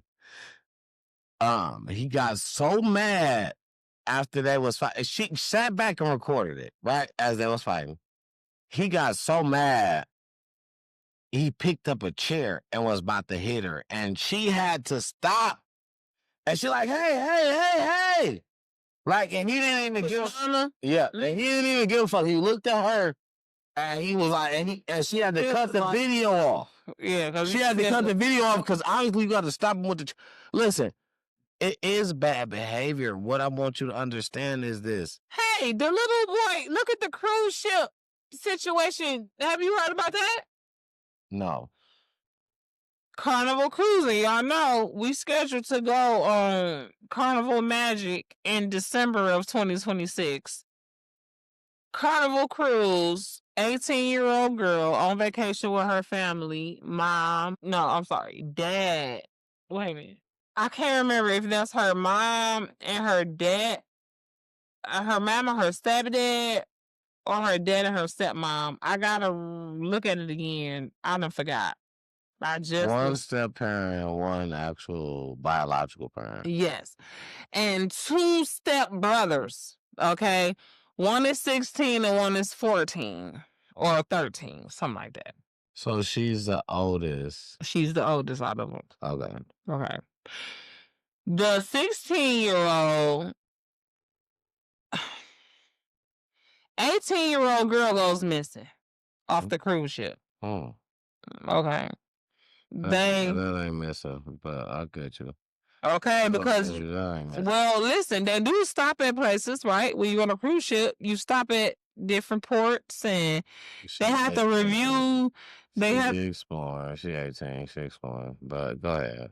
I get you. I know exactly what you're saying. You said That's probably. Remember, we just talked about how when a teenager goes missing, especially a teenage girl, right? Especially if she would have been black, but she wasn't black. She was white. But a teenage girl, because a girl, they automatically assume she being fast. She out here exploring. She probably done met up with an older guy. She done went out on her own will and volition, right? First thing you think, she ain't missing. She gone. She's somewhere on. It's the carnival too. She's somewhere turned up partying. No. They was looking for her, never found her. When they finally found her after parking in Miami's port, coming back, because once they lost her, they turned around and came back to Miami, because I guess that was where they was closest to, whatever. Got there, the maid ended up finding her stuffed under a bed in her room, up under sheets and life jackets and all kind of stuff. Okay. So they have been looking for her for at least a day. So this whole day she's stuffed under here asleep. For real. Are you serious right now? Or are you playing? I mean, I'm asking. You playing, right? Sleep? You think she was asleep? Yeah, sleep, all right. Eternal sleep. Sleep? Come on, babe. Covered by sheets and life jackets under the bed in the cabin of the damn ship. Where her room. She was sharing a room with her stepbrothers. It's like, how did y'all know? The maid ended up finding her, because I guess they like, we just know she ain't in here. The boys, the oldest son is a suspect. Because they got to looking into everything. He's been obsessed with her. They found stuff that he didn't wrote, stuff that he didn't kept, pictures. She's in the room. But like you said, what was the first thing you thought, though? Don't do that. Don't do that. Because the first thing you thought was she was on some bullshit. She was somewhere being fast. I'm talking about where she's found, right? But before she was found, remember, she was missing for a couple of days. So the police and probably everybody on the ship was probably like, oh, she's somewhere being fast. You know, Carnival is a party ship. They got pineapples everywhere. You know what I'm saying? You know what pineapple mean on a cruise ship, right? Down pineapple. Either way you go, whatever. Okay? So they're probably thinking like she's somewhere trying to hide from her parents. She mad at her parents. Not even listening to them when they're saying like, no, we didn't have no argument. It was nothing going on with us. Not knowing that her and the stepbrother didn't had an argument about whatever. You know what I'm saying? Because nobody knows. Like, you know what I'm saying? Nobody knows what her and the stepbrother argued about. Even the younger stepbrother had left. When he came back, the sister was gone. So he's just thinking she went back out exploring on the ship somewhere. He don't know that she's stuffed under the bed. He went to sleep. in there like nothing happened. Whole time a 16-year-old brother and her got into it and he didn't unalived her. Allegedly. Yeah, context clues, man. Allegedly. He done been obsessed with her. They showed receipts. And a lot more of it. A lot more of the receipts and stuff is gonna come out when I try, Court TV, this stuff on the YouTube. I'ma find it. I'm gonna keep y'all informed, updated, all that. So that's pretty much it. I remember I did have that on my that cruise ship passing away. I had it on here, but I hadn't spoke about it yet. So yeah, that's it. This has been a really good right here. Stepbrother suspect. She was 18. Her name is Anna Kepner. Anna Kepner. God rest her soul, and may God's will be done by all parties involved. May the truth come out and set everybody free. May everybody have serenity and peace during this trying time. I rebuke the enemy, saying that any plans that he have for that family, my family, your family, your family, if you under the sound of my voice, if you love us or hate us, if you watch us or don't, if this is your first time or if you have been here since episode 1, we love you and we wish nothing but the best for you. We pray the blood of Jesus over you and we thank you for being here. Ain't that right, T-Double? Amen. Amen. Now make sure you are subscribed to Time to Talk It Out. Okay, TTTIO podcast on YouTube. Talk It Out on Facebook and TikTok and Instagram. Right? Bingo. I'm learning. I'm getting better. Okay. I said. Okay, and make sure you subscribe. That's not it. No, what do you mean? No, I was just. Oh, well, that's it. I was right. Oh, because I'm going to say, don't do that. Because you got to make sure that you are subscribed to Life of T Double, LYFEOFTDOUBLE. It's struggling, but yeah, it's struggling. But you want to know what? It won't be for long. Make sure, y'all, if y'all are under the sound of my voice, please, thank you. Go and subscribe to Life of T Double. Make sure you are also subscribed to T Double TV, because if Life of T Double struggling, then T Double TV probably struggling too. But really struggling. But you want to know what? That is very temporary, because we reap what we sow, right? And God's timing is divine, and I want you guys to know. It's in the Bible somewhere, and I don't be knowing the addresses to all of the scriptures, but I'm grateful to God that when he speaks a word to me, I remember it. Listen here, when you're a believer, when you're connected, and you can have the faith of a mustard seed, right? A mustard seed, it's so little. I can't even, that's why it's so small. You can have the smallest amount of faith and belief in your creator, and so many doors are open to you, right? So also, though, what you got to understand is the same amount of doors that are opened, or possibly even more, than that are open for you, may have to be closed, because if he don't close a door, you won't go through the open one, because you so busy knocking on this closed door, opening it, breaking it, kicking that bitch down, because you like, hold on, this is my cheese, this is my door, this is where I'm supposed to go. I mean, I don't like it, I'm annoyed, I hate it, but this is mine, so I'm going. And I'm going to show up, and I'm going to show out, and I'm going to work hard, and I'm going to be that guy, that girl.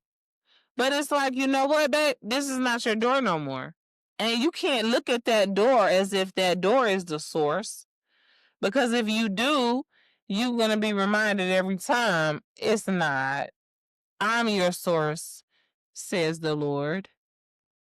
And I will show you. If I have to shock you and literally kidnap you, pick you up from that place, and is you gonna trust me? Is you gonna trust me? Over here at Time to Talk It Out, we are your partners in purpose. This is a safe space, okay? We understand and we are judgment free. Now we gonna hit you with the truth. The truth gonna set you free though. The truth is going to help you to understand that you is anointed. People that God don't care about, they don't care about the truth. They live in lies, they repeat lies, they stand on lies. But when you is one of God's chosen ones, a lie just don't sit right. Even if you telling it to yourself. I'm never gonna. This is terrible. I'm gonna. This is. That was. I am. It's never gonna. First thing you gotta remember is, if it's negative, it's not of God. God adds. He don't subtract. He's positive. He's not negative. The plans that he had for you is good and for his glory. So if it don't line up with that, it's of the enemy. If it's a lie, if it don't sound good, it's a lie when it come to you. Because Jeremiah 29:11, Psalms 91, all of those apply to you. So if it don't line up with that, then it's a lie. And you have to take every thought captive and do not attach your thoughts to lies. On good things is the only thing we keep our thoughts around here at Time to Talk It Out. And checking in TV. That's it.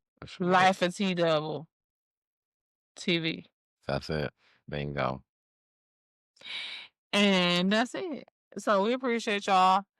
Make sure you share this video. Okay. This clip, this segment, whatever it is, like it, share it, subscribe to the channels that are linked below. We love y'all. I've been talking my behind off, even though it's still here. Anything you want to say, Tito? Deuces. We'll see y'all next week. Only been a few hours, but it felt like days. Only been days, but it felt like months.